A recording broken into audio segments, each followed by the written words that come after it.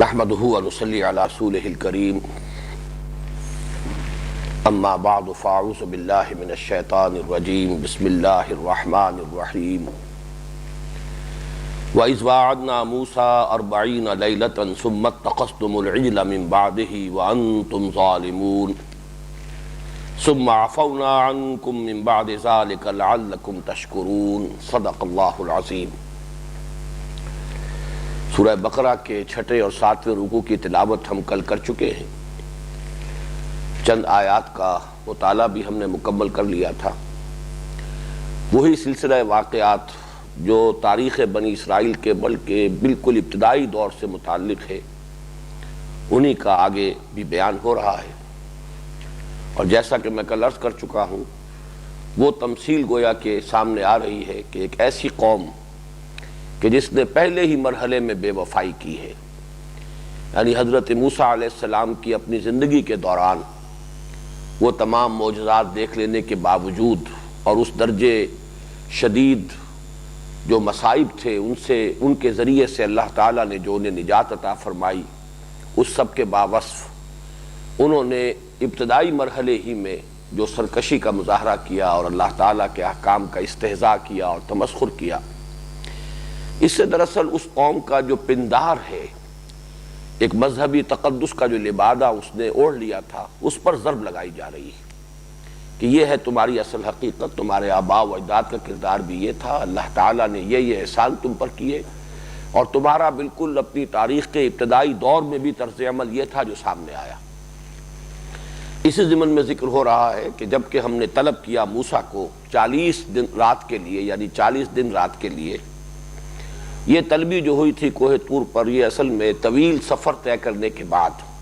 جیسا کہ میں کل عرض کر چکا ہوں کہ جدید ایک تحقیق کے مطابق تو جو بحیرات مرہ ہیں، دی بیٹر لیکس،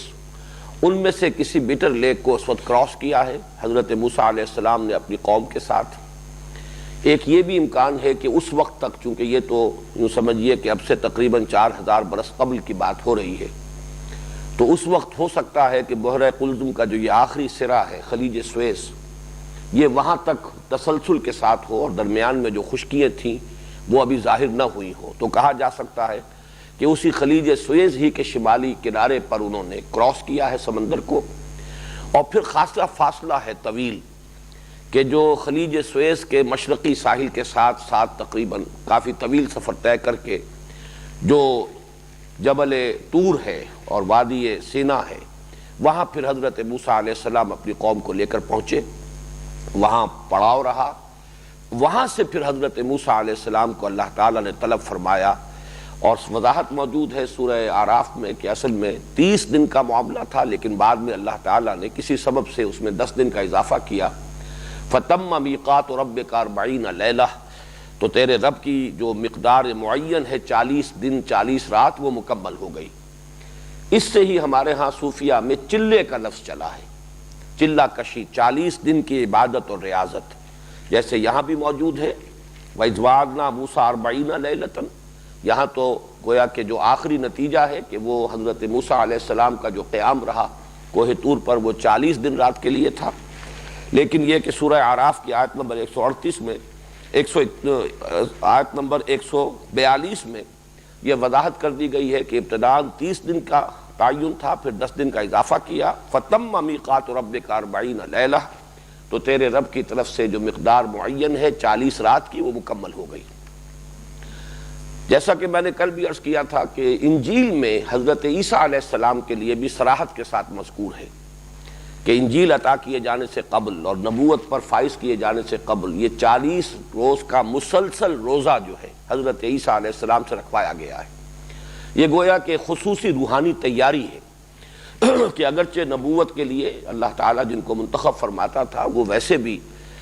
جہاں تک انسانی کردار اور اخلاق کا تعلق ہے اس کی بلندیوں پر فائز ہوتے تھے، پھر بھی نبوت پر فائز کیے جانے سے قبل اور خاص طور پر کتاب الہی کے عطا کیے جانے سے قبل ان کو ایک شدید ریاضت اور مشقت میں سے گزارا جاتا تھا، جس کا ایک تذکرہ حضرت موسیٰ کے ذیل میں قرآن مجید میں 2 جگہ پر موجود ہے۔ حضرت عیسیٰ علیہ السلام کے بارے میں قرآن میں مذکور نہیں ہے، لیکن انجیل میں صراحت کے ساتھ اس کی تفصیل ہے۔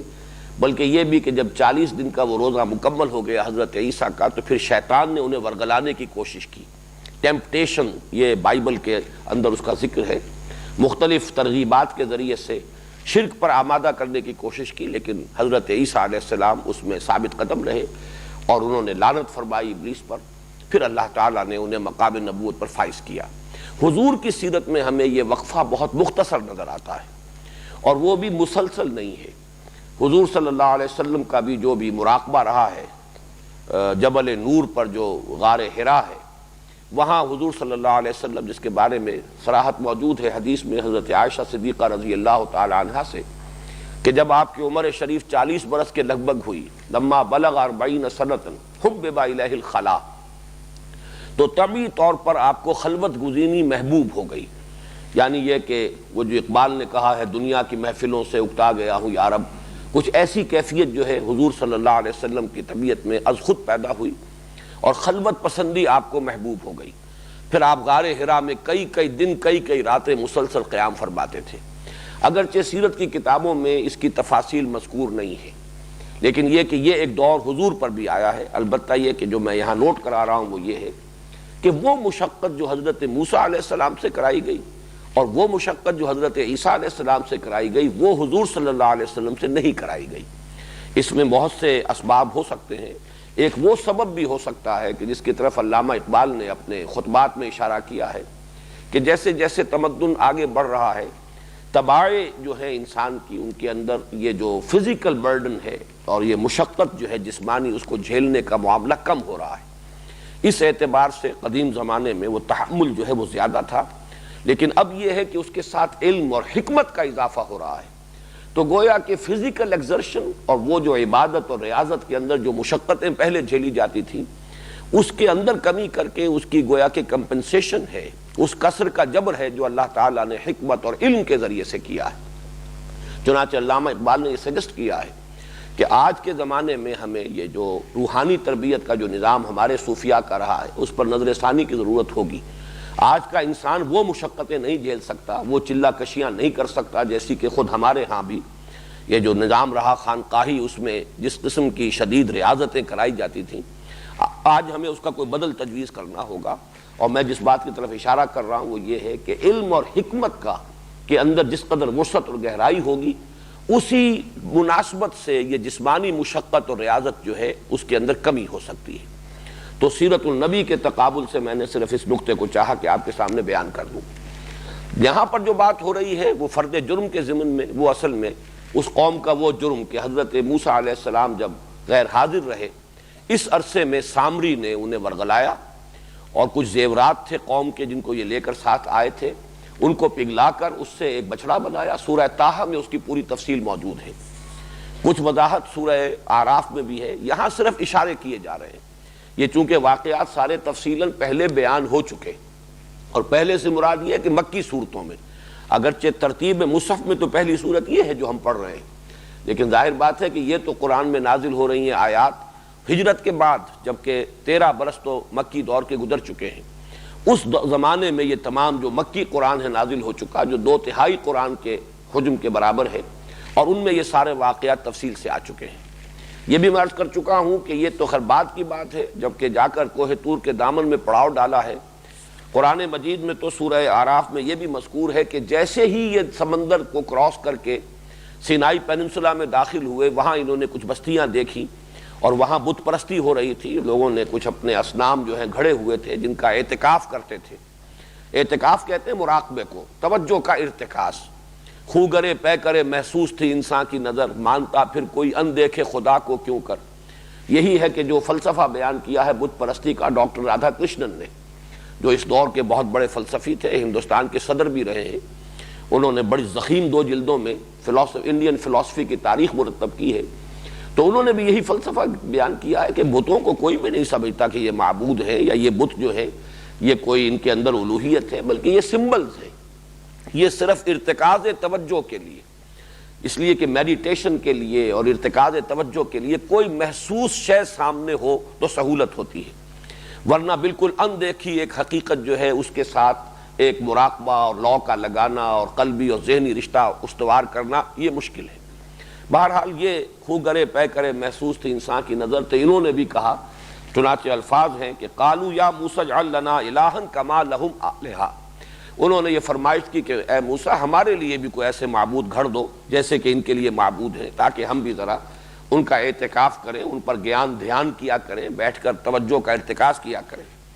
بہرحال یہ معاملہ تو اس وقت حضرت موسیٰ علیہ السلام نے ان کو شدید جو ہے اس پر سرزنش کی، اور ظاہر بات ہے کہ ان کی موجودگی میں تو اس کا کوئی امکان نہیں تھا، لیکن جیسے ہی حضرت موسیٰ علیہ السلام کوہ طور پر گئے، اس قوم نے وہ جو ہے بچھڑا بنا کر اور اس کی پرستش شروع کر دی، اس کا ذکر ہو رہا ہے۔ وَإِذْ وَعَدْنَا مُوسَىٰ 40 لَيْلَةً ثُمَّ اتَّخَذْتُمُ الْعِجْلَ مِن بَعْدِهِ، اس کے بعد تم نے اس بچھڑے کو اپنا معبود بنا لیا۔ اتخذتم العجل معبودا، یہاں پہ گویا کہ معبود کا لفظ محذوف مانا جائے گا، تم نے پکڑ لیا، تم نے اختیار کر لیا بچھڑے کو معبود کی حیثیت سے، اس کے بعد وانتم ظالمون، اور تم بہت ظلم کرنے والے تھے، تم نے بہت ناانصافی کا معاملہ کیا، اللہ کے احسانات کی بڑی ناقدری کی۔ ثم عفونا عنکم من بعد ذلک لعلکم تشکرون، پھر ہم نے تمہیں معاف کیا اور تمہاری خطا سے درگزر فرمایا اس کے بعد بھی، تاکہ تم شکر کرو کہ ہمارا احسان مانو کہ ہم نے اتنے بڑے جرم پر بھی تمہاری اجتماعی توبہ کو قبول کیا۔ وہ اجتماعی توبہ کیا ہے وہ ایک آیت کے بعد آ رہی ہے کہ اجتماعی توبہ صرف زبانی کلامی نہیں تھی، بلکہ جس کو کہا جائے پرج، ایک بڑے پیمانے پر تطہیر جو ہے قوم کی ہوئی ہے، اس کا تذکرہ بعد میں آئے گا۔ لیکن یہ کہ یہ جو 40 دن کے لیے حضرت موسیٰ علیہ السلام کو کوہ طور پر طلب فرمایا تھا وہ کس لیے، اب اگلی آیت میں اس کا تذکرہ ہو رہا ہے۔ وَإِذْ آتَيْنَا مُوسَى الْكِتَابَ وَالْفُرْقَانَ لَعَلَّكُمْ تَهْتَدُونَ، اور یاد کرو ہمارے اس احسان کو کہ ہم نے عطا فرمائی موسیٰ کو کتاب اور فرقان، تاکہ تم ہدایت پاؤ، سیدھے راستے پر چلو، تم سرکشی سے بچو، افراط و تفریط کے دھکوں سے بچو، جو صراط مستقیم ہے، سواء السبیل ہے، اس کو اختیار کرو۔ یہاں کتاب اور فرقان جو کہا ہے، وَإِذْ آتَيْنَا مُوسَى الْكِتَابَ وَالْفُرْقَانَ، اور یاد کرو جب کہ ہم نے عطا کی موسیٰ کو کتاب اور فرقان، تو اس میں مفسرین کی مختلف آراء ہیں۔ واو جو ہے وہ بہت سے حضرات کے علم میں ہوگا کہ واو تفسیری بھی ہوتا ہے اور واو عطف بھی ہوتا ہے۔ واو عطف ہوگا تو دو چیزیں جدا ہوں گی، ایک دوسرے سے مختلف ہوں گی۔ واو تفسیری ہے تو پہلی چیز ہی کی وضاحت دوسرے لفظ سے ہو رہی ہے، تو دونوں رائے موجود ہیں کہ ایک ہی شے کو کتاب اور فرقان قرار دیا گیا۔ کتاب اس معنی میں کہ وہ لکھی ہوئی تختیوں کے اوپر، وہ پتھر کی تختیوں پر لکھی ہوئی شے تھی جو انہیں دی گئی، تو وہ ایک مکتوب تھی، لکھی ہوئی شے تھی، کتاب تھی۔ فرقان اس اعتبار سے کہ اس نے حق و باطل کو جدا کر دیا، اس کے اندر ہدایت واضح ہو گئی، گمراہی جیسے کہ اسی سورہ مبارکہ میں آئے گا قد تبین الرشد من الغی، رشد جو ہے وہ کجی سے سیدھا راستہ جو ہے بالکل واضح ہو گیا ہے، کامیابی کی راہ واضح ہو گئی ہے کجی کے راستے سے۔ تو فرقان ہے فرق کر دینے والی شے، تو گویا کہ یہ اسی تورات کے دو صفاتی نام ہوئے، ایک یہ کہ چونکہ وہ کتاب تھی، مکتوب تھی، لکھی ہوئی تھی، اس لیے وہ کتاب کہلائی، اور فرقان اس لیے کہلائی کہ اس نے حق و باطل کو جدا کر دیا، فرق کر دیا صحیح اور غلط کے مابین۔ اسی اعتبار سے ایک رائے اور بھی ہے کہ کتاب اس لیے کہلائی کہ اس میں احکام تھے، اس لیے کہ یہ لفظ کتاب جو آتا ہے آسمانی کتابوں کے لیے وہ اس اعتبار سے کہ اس میں اللہ کے احکام ہیں۔ کتب علیکم، جیسے کہ قرآن مجید کو بھی کتاب اس معنی میں کہا گیا ہے کہ اس کے اندر اللہ تعالیٰ کے احکام ہیں، حالانکہ یہ حضور پر لکھی ہوئی شکل میں نازل نہیں ہوئی، لیکن قرآن مجید ہی اپنے آپ کو الفرقان بھی کہتا ہے۔ تبارک الذی نزل الفرقان علی عبدہ لیکون للعالمین نذیرا، بڑی بابرکت ہے وہ ذات جس نے کہ فرقان نازل فرمایا اپنے بندے پر تاکہ وہ تمام جہان والوں کے لیے خبردار کرنے والا بن جائے۔ تو یہ دونوں رائے ہو گئی، ایک ہی اعتبار سے کہ واو کو واو تفسیری مانا جائے، ہم نے موسیٰ کو عطا کی کتاب یعنی فرقان تاکہ تم ہدایت پاؤ۔ کتاب اس اعتبار سے کہ وہ لکھی ہوئی تھی، یا اس اعتبار سے کہ اس میں احکام تھے، دی 10 کمانڈمنٹس، احکام 10 یہ اس کے اندر صراحت کے ساتھ مذکور تھے۔ فرقان اس اعتبار سے کہ اس نے حق و باطل میں امتیاز قائم کر دیا۔ دوسری رائے یہ ہے کہ یہ حرف عطف ہے، یہاں دو چیزیں مراد لی جا رہی ہیں، کتاب سے مراد تورات اور فرقان سے مراد ہے معجزے جو حضرت موسیٰ علیہ السلام کو عطا کیے، اس لیے کہ وہ حضرت موسیٰ علیہ السلام کی نبوت اور رسالت کو بالکل ظاہر کر دینے والی شے، ظاہر و باہر کر دینے والی شے ہے، اس لیے فرقان جو حق و باطل کو بالکل نمایاں کر دے۔ اور ایک تیسری رائے اور بھی ہے کہ فرقان سے مراد ہے جو فتح ہوئی انہیں یہ حاصل کہ ان کا دشمن ان کے سامنے، ان کی نگاہوں کے سامنے غرق کیا گیا۔ جو کشاکش جاری رہی سالہ سال تک مصر میں، اور جو بھی ایک جس کے دوران کے 7 معجزات بھی اللہ تعالیٰ نے دکھائے حضرت موسیٰ علیہ السلام کی حقانیت کو ظاہر کرنے کے لیے، لیکن یہ کہ بالآخر یہ سلسلہ جو ہے ختم ہوا اس پر کہ پوری قوم جو ہے اپنے لاؤ لشکر سمیت جو ہے فرعون غرق کر دیا گیا، جیسے کہ آگے پیچھے آ چکا ہے وَأَنْتُمْ تَنْظُرُونَ وَأَغْرَقْنَا آلَ فِرْعَوْنَ وَأَنْتُمْ تَنْظُرُونَ۔ اس کے لیے گویا کہ قرآن مجید میں بھی ایک نظیر موجود ہے کہ یوم بدر کو یوم الفرقان کہا گیا ہے۔ وہ یوم الفرقان تھا اس اعتبار سے کہ واضح ہو گیا کہ حق کدھر ہے باطل کدھر ہے، اس لیے کہ خود ابو جہل نے دعا کی تھی اصل میں، اور یہ دعویٰ کیا تھا کہ یہ دن جو ہے اب جو بدر کی جنگ ہوگی یہ اصل میں فرقان ہوگی۔ اس سے واضح ہو جائے گا، اس لیے کہ اسے یقین تھا کہ فتح ہماری ہوگی۔ ہم جس اہتمام کے ساتھ تیاریوں کے ساتھ جا رہے ہیں، جو ہمارے پاس اسلحہ ہے، ساز و سامان ہے، ہماری عددی فوقیت ہے، تو فتح تو لازمی ہے۔ جیسے 6 ستمبر 1965 کو بھارت یہ سمجھتا تھا کہ لاہور کو فتح کر لینا تو یقینی ہے، شام کو ہم جیم خانہ کلب میں جو ہے جشن منائیں گے، یہاں تک کہ BBC ٹیلی ویژن سے فال آف لاہور کی فلم دکھا دی گئی۔ اسی طریقے سے ابو جہل کو یقین تھا کہ فتح ہماری ہوگی، تو اس نے کہا تھا کہ یہ ہوگا یوم الفرقان، تو اللہ تعالیٰ نے واقعتاً پھر اسے سورہ انفال میں یوم الفرقان قرار دیا کہ اب ثابت ہو گیا ہے، اور حق و باطل جو ہے دودھ کا دودھ پانی کا پانی جدا ہو گیا ہے۔ تو 4 آراء آپ کے سامنے آئیں، کتاب اور فرقان۔ اگر اس کو واو عطف مانا جائے تو کتاب سے مراد تورات اور فرقان سے مراد معجزات۔ دوسری رائے یہ کہ کتاب سے مراد تورات اور فرقان سے مراد فتح مبین جو اللہ نے عطا کی حضرت موسیٰ اور ان کے ساتھیوں کو آل فرعون پر۔ اور 2 رائے ہو گئی اس اعتبار سے کہ واو تفسیری ہے، کتاب اس پہلو سے کہ وہ لکھی ہوئی ہے، یا اس پہلو سے کہ اس میں اللہ کے احکام ہیں، اور فرقان اس اعتبار سے کہ وہ حق و باطل میں امتیاز کر دینے والی شے ہے۔ ایک بات اور ہے جس کی طرف میرا ذہن گیا، یہ 4 آراء تو مفسرین نے بیان کی ہیں، میرا ایک ذہن منتقل ہوا ہے۔ قرآن مجید میں حضرت موسیٰ علیہ السلام کے لیے کتاب کا ذکر بھی ہے، تورات اس کا نام، پھر صحف ابراہیم و موسیٰ صحیفے بھی ہیں۔ اس اعتبار سے محسوس ہوتا ہے کہ ایک تو وہ تورات تھی، تورات اسی کو کہا جاتا ہے کہ جو حضرت موسیٰ علیہ السلام کو لکھی ہوئی شکل میں، وہ جو پتھروں کی تختیوں کے اوپر الواح موجود ہے، یہ سورہ اعراف میں تفسیر ہے، وہ الواح جو تھی وہ تورات تھی۔ اور جو صحیفے ہیں، جو یہ 5 بکس ہیں، جو اولڈ ٹیسٹمنٹ کی ابتدائی 5 کتابیں ہیں، یہ صحیفے ہیں،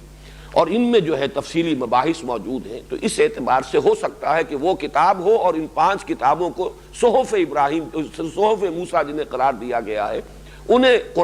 فرقان قرار دیا گیا ہو، واللہ عالم۔ لیکن یہ کہ ہم نے اس لیے دیا یہ کتاب اور فرقان موسیٰ کو لعلکم تہتدون، تاکہ تم ہدایت پاؤ۔ وَإِذْ قَالَ مُوسَىٰ لِقَوْمِهِ، اب یہ اس سلسلہ مضمون کو جوڑ لیجئے جو پچھلی آیت میں تھا کہ انہوں نے جو شرک کیا اور گوسالہ پرستی کا گھناؤنا جرم جو ہے انہوں نے اختیار کیا، اس کی سزا کے پاداش میں، اس کے جرم کی پاداش میں ان کے اوپر ایک اللہ تعالیٰ کا ایک حکم جو ہے وہ نافذ ہوا۔ وَإِذْ قَالَ مُوسَىٰ لِقَوْمِهِ يَا قَوْمِ إِنَّكُمْ ظَلَمْتُمْ أَنفُسَكُمْ بِاتِّخَاذِكُمُ الْعِجْلَ، اور یاد کرو جب کہ کہا تھا موسیٰ نے اپنی قوم سے کہ اے میری قوم کے لوگو، تم نے اپنی جانوں پر بڑا ظلم کیا ہے، بڑا ظلم ڈھایا ہے اپنے آپ پر، اس بچھڑے کو معبود بنا کر، بِاتِّخَاذِكُمُ الْعِجْلَ مَعْبُودًا، اس بچھڑے کو کی پرستش کر کے اسے اپنا معبود بنا کر تم نے اپنے اوپر بہت بڑا ظلم کیا ہے۔ فَتُوبُوا إِلَىٰ بَارِئِكُمْ، تو اب توبہ کرو اپنے خالق اور اپنے پیدا کرنے والے کی جناب میں۔ یہ باری کا لفظ وہی ہے جو ہمارے ہاں بھی باری تعالی، اللہ تعالیٰ کے لیے یہ لفظ آتا ہے، اور یہ لفظ آیا ہے سورہ حشر میں، هو اللہ الخالق البارئ المصور۔ اللہ تعالیٰ کے لیے 3 اسماء جو ہیں جڑ کر آئے ہیں، وہی اللہ ہے کہ جو خالق بھی ہے، باری بھی ہے، مصور بھی ہے۔ تو یہ خلق اور برا یہ بالکل ایک دوسرے کے قریب کے الفاظ ہیں، لیکن ان دونوں میں جو باریک سا فرق ہے وہ یہ ہے کہ خلق کا تصور جو ہے وہ یہ ہے کہ کسی بھی خالق کے ذہن میں کوئی نقشہ جب تیار ہو جاتا ہے کہ کیا چیز اسے بنانی ہے، جیسے کوئی آرکیٹیکٹ ہے، اس کے ذہن میں پہلے ایک نقشہ بن جاتا ہے، پھر وہ نقشہ کاغذ پر آتا ہے، اس کے وجود سے باہر آیا، حالانکہ ذہنی نقشہ اس کے وجود کے اندر بنا ہے، وہ پورا ایک تصور جو ہے اس کے ذہن کے اندر وجود میں آ چکا ہے، لیکن اب وہ اس کے وجود سے باہر نکل کر ظاہر ہوا ہے۔ ایسے ہی کوئی شخص ہے، کوئی مقالہ لکھنا چاہتا ہے، کوئی اشعار ہے، یہ بھی چونکہ ایک تخلیق ہے انسان کی، تو یہ تخلیق جو ہے پہلے ذہن کے اندر وجود میں آتی ہے، یہ تخلیق ذہنی ہے، اور پھر اس کے بعد اس کا جب وجود خارجی ہوتا ہے، یہ ہے اس کا برا ظاہر ہو جانا، نمایاں ہو جانا، نمودار ہو جانا۔ تو خالق اور الباری یہ دونوں الفاظ جو ہیں ایک دوسرے سے بہت قریب ہیں، اور تھوڑا سا باریک فرق ہے یہ کہ پہلے ایک ڈیزائن تیار ہوا ہے اور پھر اب اس کے مطابق جو ہے کسی شے کا بالفعل خارج میں وجود ہو گیا ہے۔ تو یہاں پہ باری تعالیٰ اللہ تعالیٰ کے جناب میں تم توبہ کرو، فَاقْتُلُوا أَنفُسَكُمْ، تو قتل کرو اپنے آپ کو، ذَلِكُمْ خَيْرٌ لَكُمْ عِنْدَ بَارِئِكُمْ، یہ پھر وہی لفظ آیا، یہی بہتر ہے تمہارے لیے تمہارے خالق اور تمہارے پروردگار اور پیدا کرنے والے کے نزدیک، فَتَابَ عَلَيْكُمْ، تو اس نے تمہاری توبہ قبول کی، اب وہ تمہاری توبہ قبول فرمائے گا، اِنَّهُ هُوَ التَّوَّابُ الرَّحِيمُ، یقیناً وہ بہت توبہ کا قبول فرمانے والا، بہت رحم فرمانے والا ہے۔ اس آیت میں جو اصل ہے، جو جس پر کہ گفتگو کی ضرورت ہے، وہ ہے فَاقْتُلُوا أَنفُسَكُمْ، قتل کرو اپنے آپ کو۔ اس کی ایک ملحدانہ قسم کی تعویل جو اس دور میں ہوتی ہے، اس لیے کہ شریعت کے بعد احکام جو ہے وہ جدید ذہن کے جو اس کا ایک سانچہ ہے اس کے اندر اترتے نہیں ہیں، حلق سے نیچے نہیں اترتے، تو قتل مرتد کی سزا جو ہے وہ بھی اسلام کی تعلیم جو ہے، فقہی اور قانونی جو نظام ہے، اس کا ایک ایسا جز ہے کہ جس کے بارے میں جدید ذہن جو ہے بہت مذبذب ہے، اور وہ اس کو تسلیم کرنے کے لیے، قبول کرنے کے لیے بالعموم تیار نہیں ہے کہ اتنی بڑی سزا مرتد کا قتل، اور در حقیقت وہ مرتد کا قتل ہے کہ جو اس آیت کریمہ سے ثابت ہو رہا ہے، اور تورات میں اس کی پوری وضاحت موجود ہے۔ یہاں پہ انفسکم کے لفظ سے کچھ لوگوں نے اپنے لیے راستہ نکالا، فَاقْتُلُوا انفسکم، تو قتل کرو اپنے آپ کو، یعنی نفس کشی کرو، تزکیہ نفس کرو، نفس کشی، اپنے نفسوں کو مارو۔ تم نے یہ جو جرم جو کیا ہے، یہ تمہارے نفسوں نے تمہیں بہت غلط جو ہے راہ سجھائی ہے، یہ تمہارے شرور نفس ہے، اب اس کا علاج کیا ہوگا؟ نفس کشی، نفس کو مارنا، فَاقْتُلُوا انفسکم۔ حالانکہ یہاں در حقیقت انفسکم کا لفظ آیا ہے اپنے بھائیوں کے لیے، جس کی نظیر ہے سورہ حجرات میں وَلَا تَلْمِزُوا أَنفُسَكُمْ وَلَا تَنَابَزُوا بِالْأَلْقَابِ، اپنے آپ کو عیب نہ لگاؤ۔ کوئی ظاہر بات ہے ایک شخص اپنے ساتھ عیب چینی نہیں کرتا، وہ عیب چینی کرتا ہے کسی اپنے بھائی کی، تو یہ در حقیقت اپیل کا انداز ہے کہ اپنے بھائیوں کو اگر تم عیب لگاؤ گے، تہمتیں تراشو گے، عیب چینی کرو گے، تو وہ تمہارے بھائی ہے، تم ہی میں سے ہے، گویا کہ تم نے خود اپنے آپ کو عیب لگایا ہے، عیب چینی اپنے سے کر رہے ہو۔ یہ ہے انداز، بڑا بلیغ انداز ہے، فَاقْتُلُوا انفسکم، تو قتل کرو اپنے آپ کو، اس سے مراد ہے اپنے بھائیوں کو۔ اور اس میں در حقیقت یہ صورت اختیار کی گئی کہ حضرت موسیٰ علیہ السلام نے حکم دیا کہ ہر قبیلے میں سے جن لوگوں نے اس جرم کا ارتکاب کیا ہے، اسی قبیلے کے لوگ اپنے ہاتھوں ان لوگوں کو قتل کریں اور ذبح کریں۔ اس لیے بھی اس اعتبار سے یہ بات اہم تھی کہ ظاہر بات ہے کہ وہ ایک قبائلی معاشرہ تھا، اور اس قبائلی معاشرے کے جو خاص روایات ہوتی ہیں اس میں اگر کسی ایک قبیلے کے لوگوں پر معمور کر دیا جاتا اس کام پر، تو ہو سکتا تھا کہ کوئی قبائلی عصبیت جو ہے اس کا کوئی رد عمل ظاہر ہوتا۔ تو طے یہ کیا گیا کہ ہر قبیلے کے جو موحدین ہیں، جو ثابت قدم رہے ہیں توحید پر، اور اس گھناونے جرم کا ارتکاب انہوں نے نہیں کیا ہے، وہ اپنے قبیلے کے ان لوگوں کو اپنے ہاتھوں سے قتل کریں کہ جنہوں نے اس گھناونے جرم کا ارتکاب کیا، گویا کہ مرتد ہو گئے۔ اس لیے کہ گوسالہ پرستی جو ہے، بچڑے کی پرستش، یہ تو وہ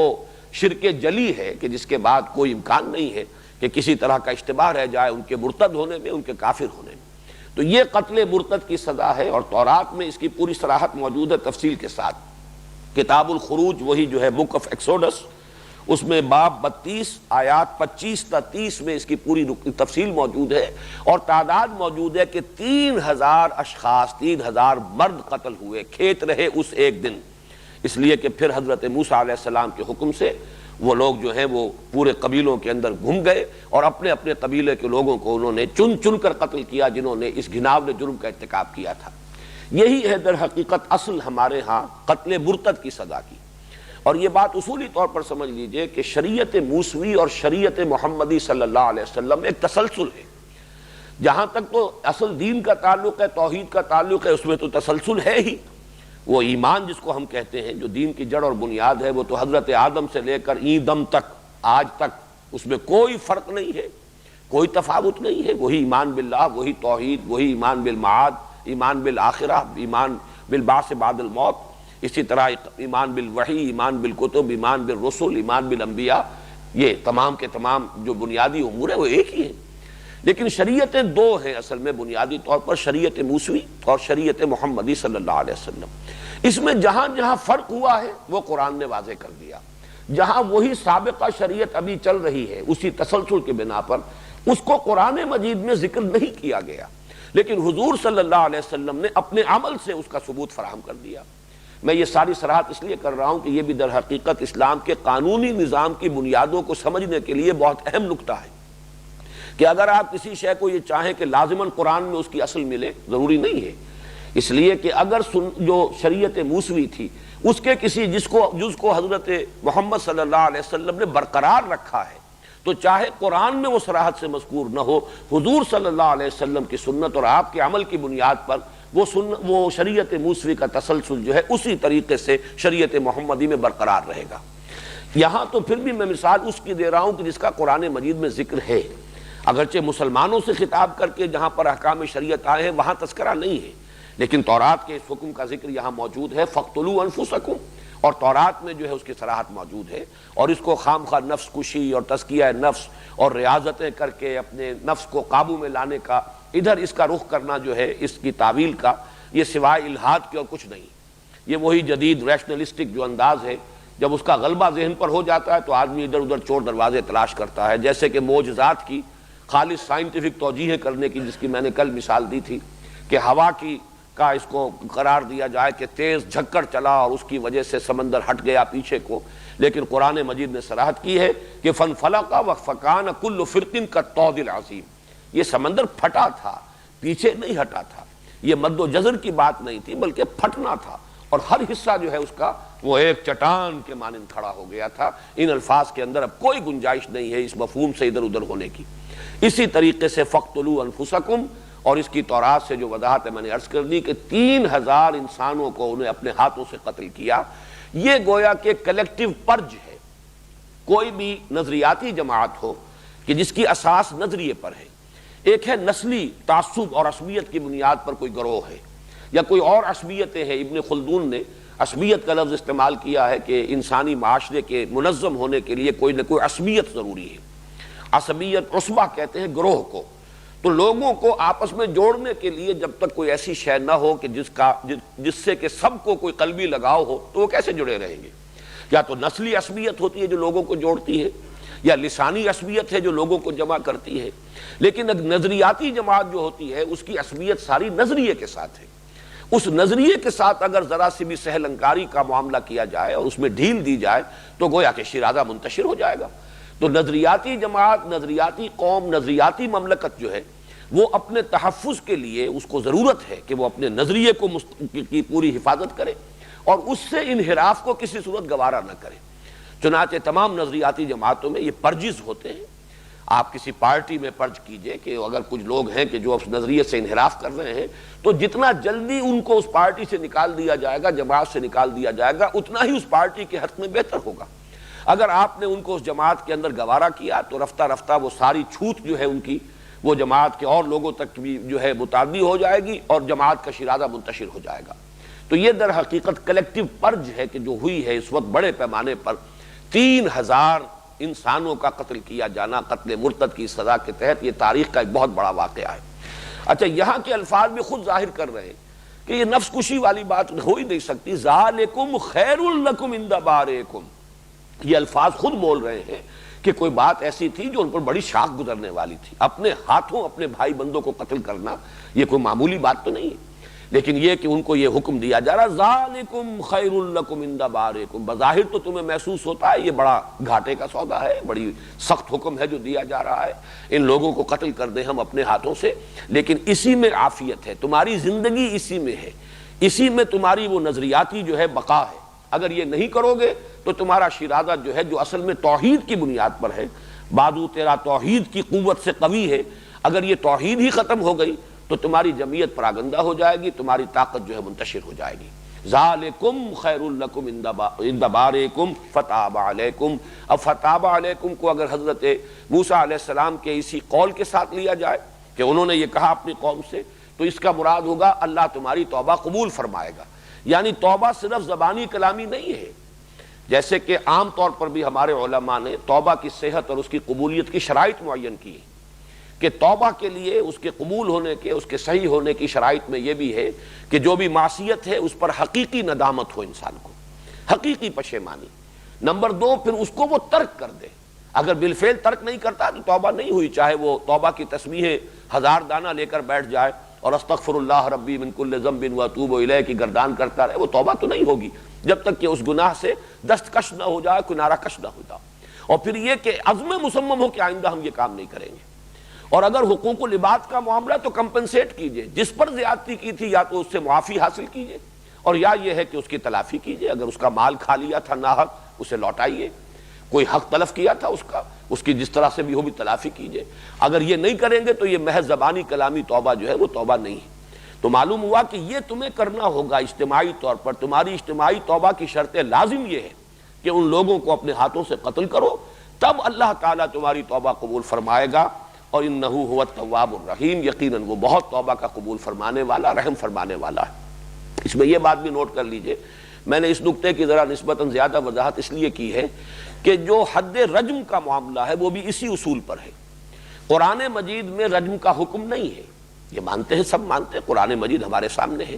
لیکن یہ رجم کا حکم تورات میں موجود، شریعت موسوی کا یہ حکم، شریعت موسوی کا یہ ایک بالکل یوں سمجھیے کہ جس میں کسی اختلاف کی گنجائش نہیں، اس کا ایسا حکم ہے، اور اس پر حضور نے اس عمل کیا، اس کو برقرار رکھا۔ اس کا تسلسل جو ہے ہمارے ہاں اب وہ سنت رسول صلی اللہ علیہ وسلم کے ذریعے سے قائم ہوا۔ چنانچہ خلفائے اربعہ نے رجم کیا، اور تمام امت میں، پوری امت 1400 برس میں، سوائے خوارج کے ایک چھوٹے سے طبقے کے، سارے خوارج بھی نہیں، خوارج کے بھی بہت سے فرقے بنے۔ عباضیہ ایک فرقہ آج بھی ہے، جو کچھ الجزائر میں بھی تھوڑے سے لوگ ہیں، اور بہت بڑی ان کی جو اکثریت ہے وہ سلطنت عمان جو ہے وہ عباضی خوارج کی ہے، لیکن یہ کہ وہ بھی اہل سنت کے بہت قریب ہیں، بڑے مائلڈ قسم کے خارجی ہیں۔ اصل میں جو شدید خارجی تھے وہ تو ختم ہو چکے تھے، اور ان کو حضرت علی رضی اللہ تعالیٰ عنہ ہی نے ان کو ختم کر دیا تھا۔ لیکن یہ کہ ہمارے ہاں تو اہل تشیع، اہل سنت، یہی ہے دو اصل میں بڑی جماعتیں، غالب اکثریت اہل سنت کی ہے، اور پھر دوسرا فرقہ اگر کوئی ہے جس کی کا کوئی حیثیت ہے تو وہ اہل تشیع کا، اور سب کے نزدیک شادی شدہ زانی اور زانیہ کی سزا رجم ہے، اس میں کوئی اختلاف نہیں۔ لہذا محض اس بنا پر کہ قرآن مجید میں رجم کا حکم نہیں آیا ہے، اس کا اگر کوئی شخص جو ہے انکار کرتا ہے تو وہ اصل میں اس اصول کو نہ سمجھنے کی وجہ سے ہے کہ شریعت موسوی اور شریعت محمدی کا تسلسل ہے۔ جو چیز تو تبدیل کر دی گئی وہ صراحت کے ساتھ قرآن میں مذکور ہو گئی، لیکن جو چیزیں کہ نہیں صراحت کے ساتھ مذکور، وہی شریعت موسوی جو ہے وہ چلی آ رہی ہے، اس کا تسلسل ہے، اسی میں قتل مرتد ہے، اسی میں شادی شدہ زانی اور زانیہ کی سزا جو ہے وہ حد رجم ہے۔ تو اس کو میں نے اس لیے وضاحت کے ساتھ بیان کیا ہے کہ اسی کے حوالے سے وہ بات بھی ذہن میں تازہ ہو جائے۔ وَإِذْ قُلْتُمْ يَا مُوسَىٰ لَن نُّؤْمِنَ لَكَ حَتَّىٰ نَرَى اللَّهَ جَهْرَةً فَأَخَذَتْكُمُ الصَّاعِقَةُ وَأَنْتُمْ تَنظُرُونَ، اور یاد کرو جب کہ تم نے کہا تھا اے موسیٰ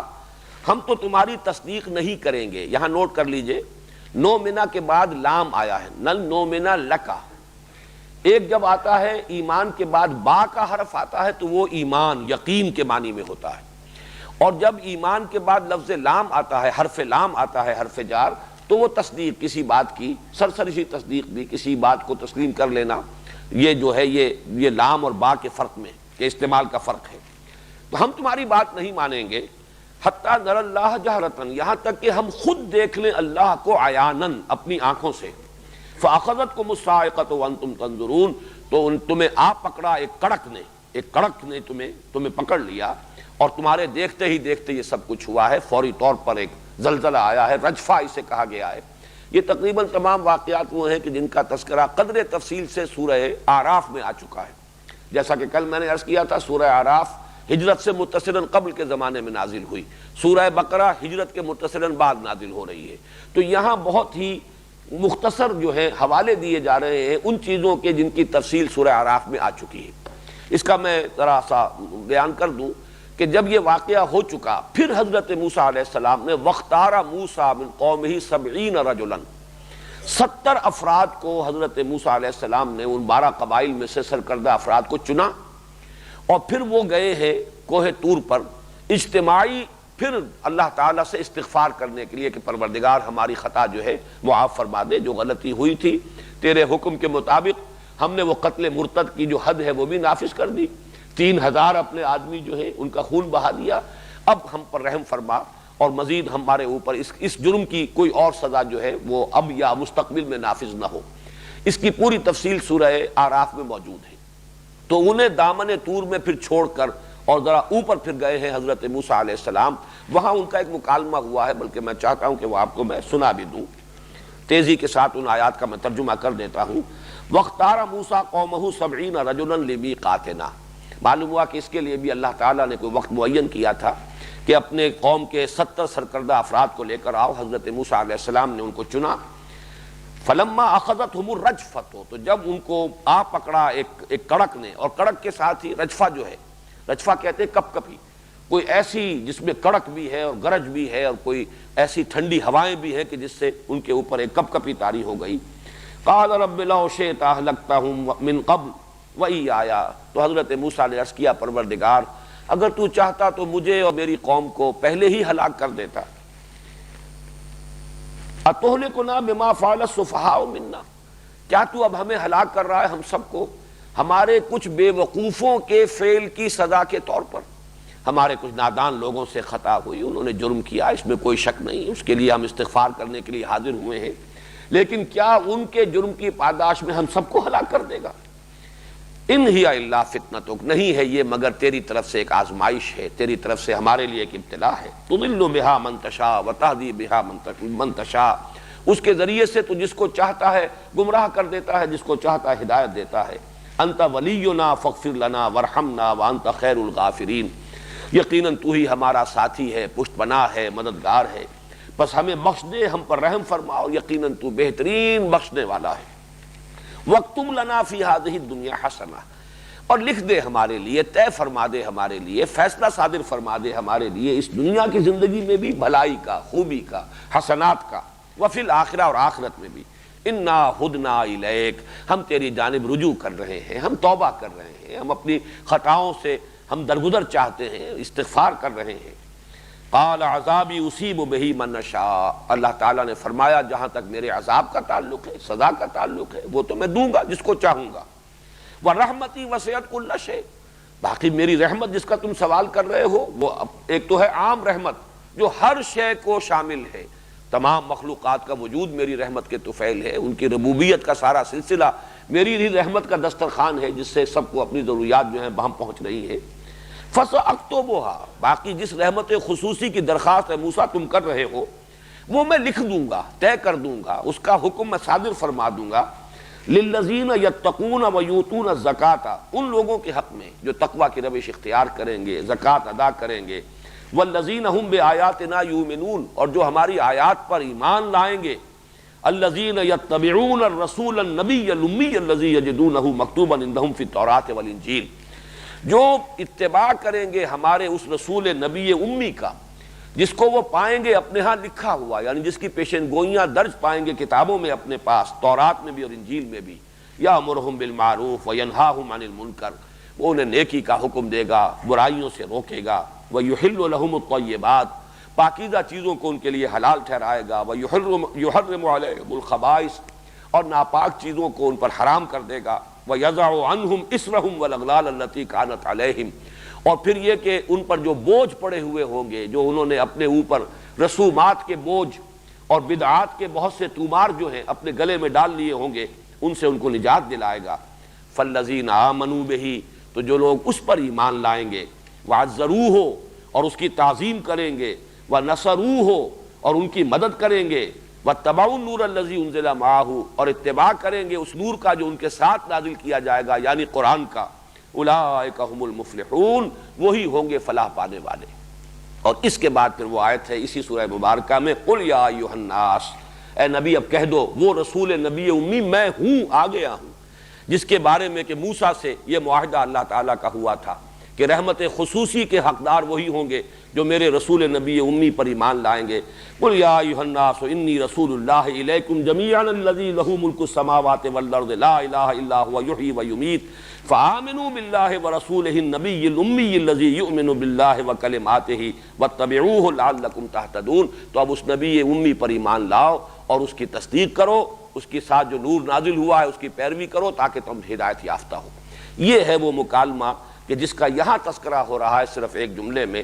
کہ ان کے اوپر کپ کپی طاری کی گئی، اللہ تعالیٰ نے اپنے خاص ایک اپنے جلال کا اظہار کیا، اور تمہارے دیکھتے ہی دیکھتے تم پر ایک موت طاری کر دی گئی۔ ثم بعثناکم من بعد موتکم لعلکم تشکرون، پھر ہم نے تمہیں دوبارہ زندہ کر دیا، اٹھا دیا تمہاری موت کے بعد تاکہ تم شکر کرو۔ اس رجفے سے، اس صاعقہ سے معلوم ہوتا ہے کہ موت کی کیفیت طاری ہو گئی۔ اسے بھی ہمارے بعض جو جدید ذہن کے مفسرین ہیں انہوں نے اس کی تعویل کرنے کی کوشش کی ہے کہ یہاں موت سے مراد بے ہوشی ہے، بے ہوشی طاری ہو گئی، اس لیے کہ نیند کو بھی موت کی بہن کہا گیا ہے، قرآن مجید میں بھی کہا گیا اور حدیث میں بھی۔ جو صبح کے وقت کی دعا ہے، آنکھ کھلتی تھی تو حضور فرماتے تھے الحمدللہ الذی احیانی بعد ما اماتنی والیہ النشور، کل حمد کل شکر اس اللہ کا ہے جس نے مجھے دوبارہ زندہ کر دیا اس کے بعد کہ مجھ پر موت وارد ہو چکی تھی۔ اور اسی طرح ایک روز ہم اٹھ جائیں گے، ایک روز اسی طریقے سے شام کو جیسے سو جاتے ہیں تو موت کی نیند سو جائیں گے، اور جیسے صبح روزانہ بیدار ہوتے ہیں ایسے ہی وہ صبح قیامت جو ہے وہ اس صبح کو پھر ہم اٹھ جائیں گے، بیدار ہو جائیں گے، وہ ہوگی قیامت کی صبح۔ تو اس اعتبار سے موت کو اور نیند کو بالکل قریب بھی قرار دیا گیا ہے، مدہوشی پر بھی موت کا اطلاق ہو سکتا ہے، لیکن یہ کہ یہاں جب لفظ موت ہے من بعد موتکم لعلکم تشکرون، اگر صرف ثم بعثناکم کے الفاظ ہوتے تو ان تعویلات کی گنجائش تھی، لیکن موت کے لفظ میں زور معلوم ہو رہا ہے، اور اس میں ظاہر بات ہے سب تسلیم کرتے ہیں کہ اللہ تعالیٰ کی قدرت سے کوئی بعید نہیں ہے۔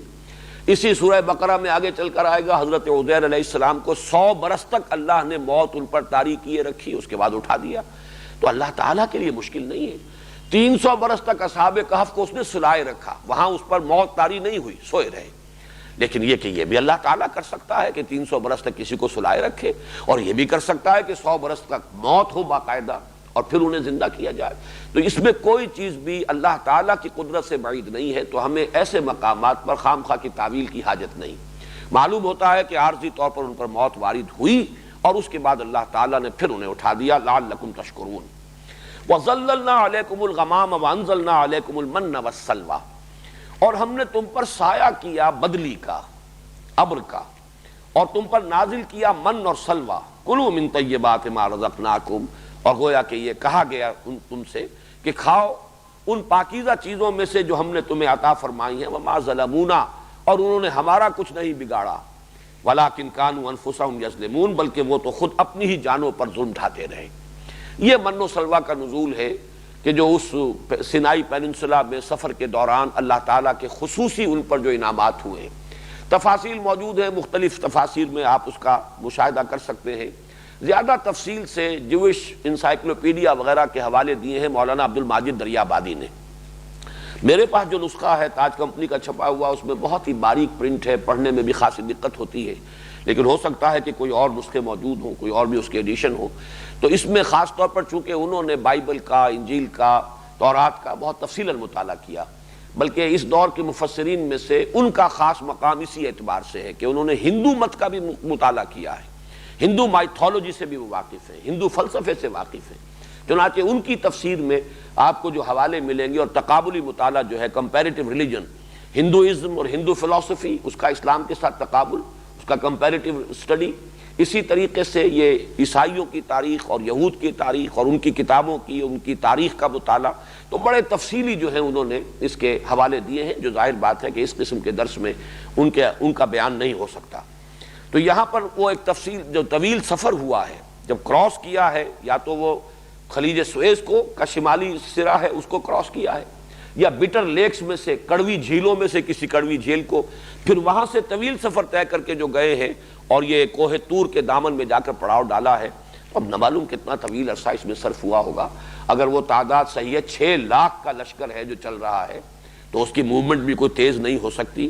اس میں مختلف مقامات آئے ہیں اور مختلف مراحل آئے ہیں، جن میں سے 2 کا تذکرہ یہاں ہو رہا ہے۔ ایک تو شدید دھوپ، بیابان اور دشت، دھوپ کی شدت، اس کے لیے تو اللہ تعالیٰ نے خاص اہتمام فرمایا کہ جہاں جہاں یہ قافلہ چل رہا تھا، اصل میں کبھی میں جب ان مقامات سے گزرتا ہوں تو ایک قافلے کی یاد مجھے بھی آ جاتی ہے۔ 170 میل کا سفر ہم نے بھی ایک قافلے میں طے کیا ہے 20 دن میں، حصار سے چل کر اور سلیمان کی ہیڈ ورکس تک کل 170 میل،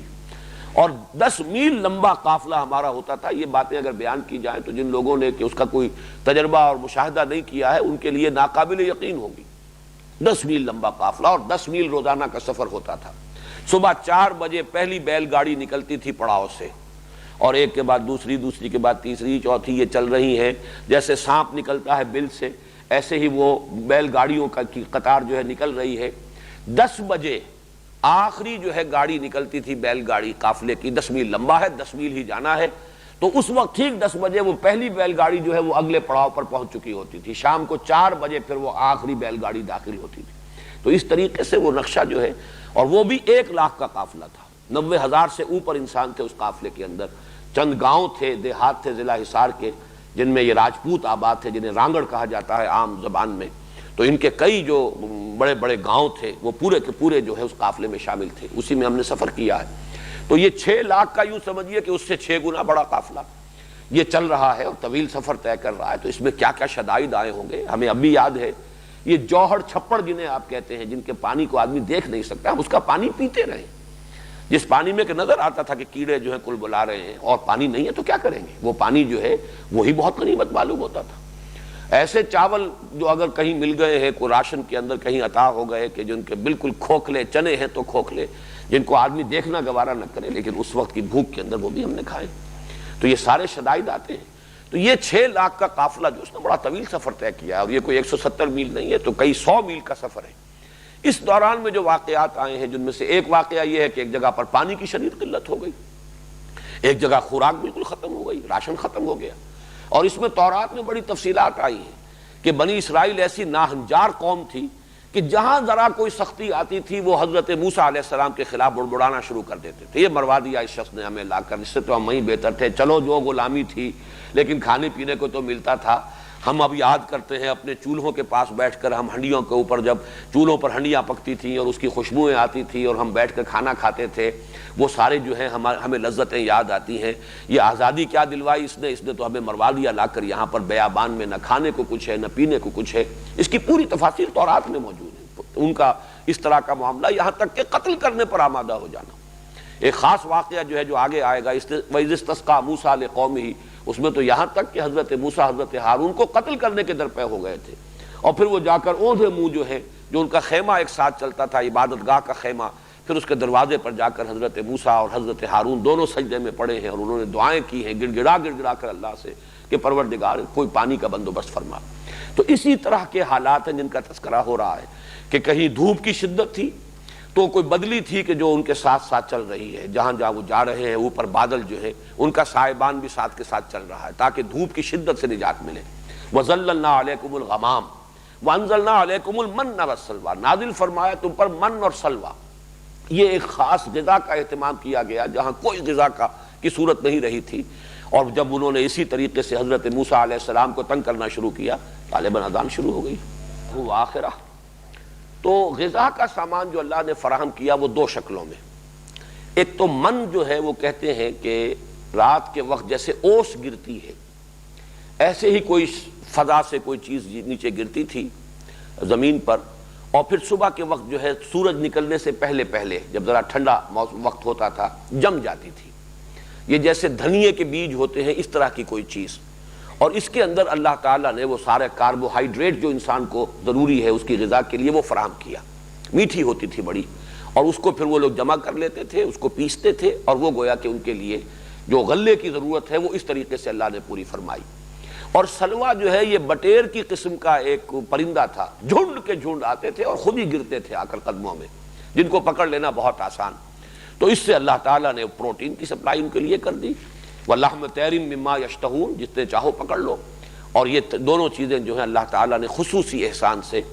من کے بارے میں تورات نے تو یہ کہا ہے کہ اس کا نام من اس لیے پڑ گیا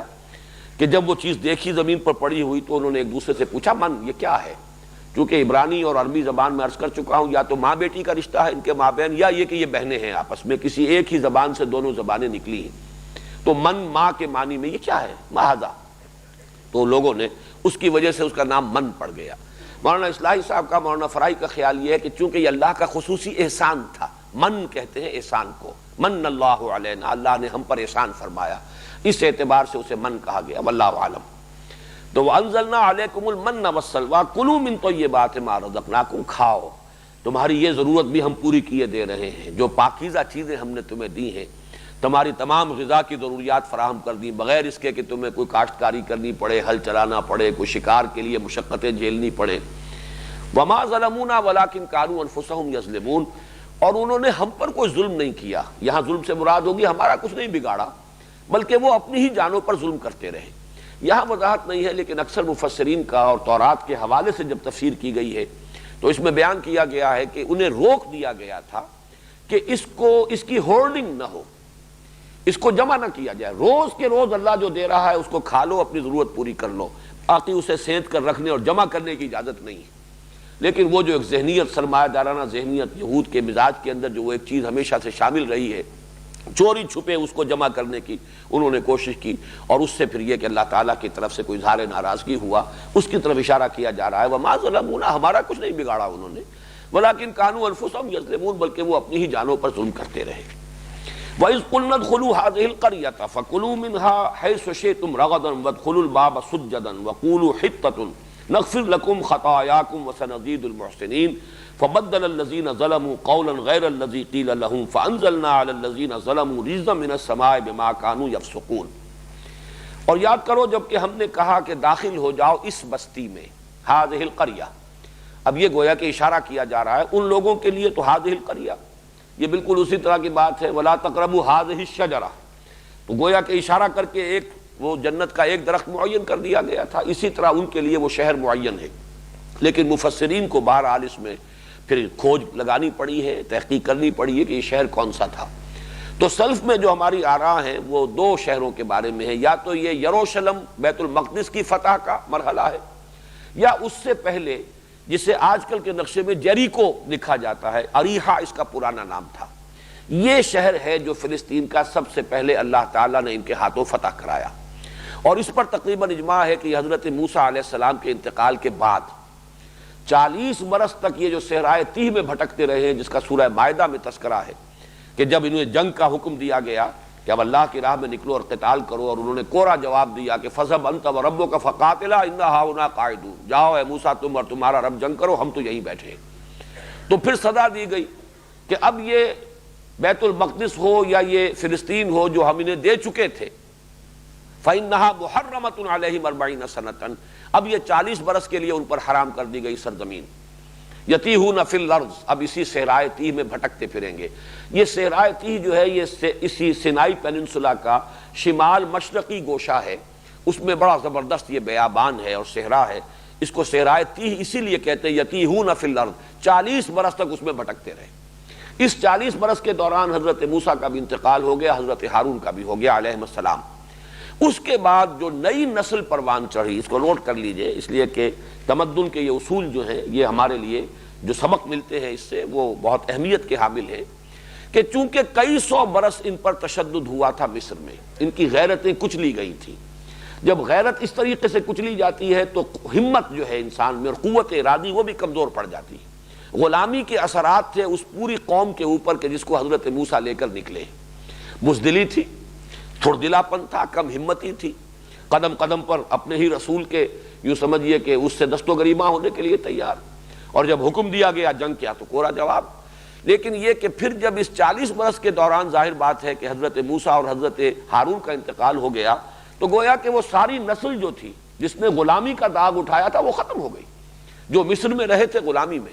اور ان کی جن کی کہ ہمتیں جو ہے کچلی گئی تھیں، جن کے اندر وہ عزیمت اب باقی نہیں رہی تھی، استقامت نہیں رہی تھی، ایک نئی نسل پیدا ہوئی ہے صحرا میں. وہ جو اقبال نے کہا ہے کہ فطرت کے مقاصد کی کرتا ہے نگہبانی، یا بندہ صحرائی یا مرد کوہستانی.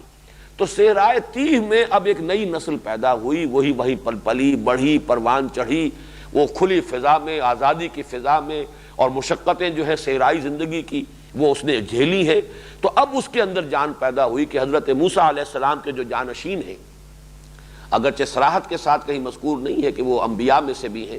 لیکن یہ کہ بعض حضرات انہیں نبی قرار دیتے ہیں، حضرت یوشع ابن نون، جوشوا، تورات کے وہ جوشوا ہیں، لیکن یہ کہ عربی میں یوشع ابن نون، انہی کا ذکر ہے سورہ کہف میں. حضرت موسیٰ علیہ السلام کے جو ساتھی تھے، قال موسیٰ لفتاہ، یہ ایک نوجوان ان کے ساتھی تھے جو ان کے ساتھ رہے تھے اس سفر میں جس پر اللہ نے بھیجا تھا، جس میں کہ حضرت خضر سے ان کی ملاقات ہوئی ہے. بہرحال وہ جب ان کی خلافت کا دور آیا ہے، وہ خلیفہ اول ہیں حضرت موسیٰ علیہ السلام کے، تو جو نئی نسل پیدا ہوئی تھی اس بیابان میں اور اس صحرائے جو تیہ کی دشت نوردی کے دوران، وہ اس نے پھر جہاد کیا، اور پہلا شہر جو فتح ہوا ہے وہ جیریکو یا اریحا شہر ہے، تو اللہ تعالیٰ اس کا ذکر فرما رہے ہیں وَإِذْ قُلْنَا ادْخُلُوا هَٰذِهِ الْقَرْيَةَ، اور یاد کرو جب کہ ہم نے کہا تھا داخل ہو جاؤ اس بستی میں، یعنی فاتح کی حیثیت سے یہ تم پر فتح، ہم تمہیں اس کی فتح عطا فرما رہے ہیں۔ فَكُلُوا مِنْهَا حَيْثُ شِئْتُمْ رَغَدًا، اور اب وہاں سے کھاؤ اس میں سے جیسے چاہو با فراغت۔ ایک شہر ہے فتح ہو رہا ہے، اس کے اندر بہرحال گودام بھی ہوں گے، اس میں غلے بھی ہوں گے، اس میں ہر طرح کی نعمتیں ہوں گی۔ اب جب فاتح کی حیثیت سے تم داخل ہو رہے ہو تو گویا کہ اب یہ تمہارے ڈسپوزل پر ہے، کلو منہا، اب ان میں سے کھاؤ، ہے سو شے، تم جہاں سے چاہو، رغدن با فراغت، وادخلوا الباب سجدا، اور داخل ہو دروازے میں سجدہ کرتے ہوئے۔ لیکن سجدے سے مراد یہاں پر در حقیقت وہ اصطلاحی سجدہ نہیں ہے کہ زمین جیسے کہ پیشانی زمین پر ٹکا دی جاتی ہے، یہ انتہائی شکل ہے سجدے کی، جھکنا۔ رکوع کے لیے بھی لفظ سجدہ آتا ہے، جیسے کہ حضرت ابراہیم علیہ السلام کے بارے میں آتا ہے کہ انہوں نے سجدہ کیا جب وہ فرشتے آئے تھے ملنے کے لیے۔ وہ سجدہ اس معنی میں نہیں، جھک کر ملنا، رکوع کرنا، یہ در حقیقت یہ ایک انداز تھا اس وقت کا۔ تو یہاں پر اس سے مراد ہے دروازے میں فاتحانہ داخل ہو تو تمہاری گردنیں غرور سے اکڑی ہوئی نہیں ہونی چاہیے، تمہارا طرز عمل عام دنیا داروں کے طرز عمل سے مختلف ہونا چاہیے۔ تم رسول کی امت ہو، تمہاری تربیت ہوئی ہے، صحرا کے اندر اللہ نے تمہاری تربیت کی ہے۔ اب یہاں پر جو تمہارا داخلہ ہونا چاہیے، جیسے کہ حضور صلی اللہ علیہ وسلم کا داخلہ ہے، جب آپ مکے میں داخل ہوئے ہیں بحیثیت فاتح سن 8 ہجری میں، سن 10 رمضان مبارک سن 8 ہجری، تو اس وقت یہ روایات میں آتا کہ حضور کی گردن اتنی جھکی ہوئی تھی کہ جس سواری پر آپ تھے اس کی گردن کے ساتھ گویا کہ آپ کی پیشانی تقریباً مس کر رہی تھی، کہ کہیں ایسا نہ ہو کہ اس وقت جو ہے گردن اکڑ جائے، اس میں پیدا ہو جائے ایک طرح کے غرور کی کیفیت، بلکہ اللہ تعالیٰ کے سامنے جھکے ہوئے عاجزی کے ساتھ ایک ہیوملٹی کا انداز ہونا چاہیے، بجائے ایروگنس کے اور بجائے اپنے تفاخر کے اور اپنی شان۔ اور جیسے کہ آج کل تو دنیا میں ہوتا ہے، بڑے جشن مناتے ہوئے اور روب ڈالتے ہوئے اور بینڈ باجوں کے ساتھ جو ہے پوری طرح داخل ہوتے ہیں، ڈھول ڈھمکے کے ساتھ، بجائے اس کے تم داخل ہو وہاں پر جھک کر، اپنے سروں کو جھکائے ہوئے، اللہ تعالیٰ کی عظمت کا اعتراف کرتے ہوئے۔ وادخلوا الباب سجدا وقولوا حطۃ، اور زبان پر تمہارے استغفار ہونا چاہیے۔ لفظ حطہ، حتہ یا حتو کہتے ہیں کسی چیز کو جھاڑ دینا، تو انسان کے گناہوں کو جھاڑ دینے والی چیز، انسان سے اس کے اثرات جو ہیں گناہ کے زائل کر دینے والی چیز ہے مغفرت۔ قولوا حطۃ، اللہ سے استغفار کرتے رہو، پروردگار ہماری خطاؤں سے درگزر فرما، ہماری کوتاہیاں معاف فرما دے، ہم سے اگر کوئی اسراف ہوا ہے، وہ اگر کوئی زیادتی ہو گئی ہے، اللہ تو بخش دے، تو نے ہم پر کرم فرمایا ہے۔ تو یہ عاجزی کا اور تذلل کا تمہارے انداز سے جو ہے اظہار ہونا چاہیے، اور دوسرے یہ کہ تمہاری زبانوں پر استغفار ہونا چاہیے۔ قولوا حطۃ نغفر لکم خطایاکم، ہم بخش دیں گے تمہارے لیے تمہاری جو بھی خطائیں ہوئی ہیں،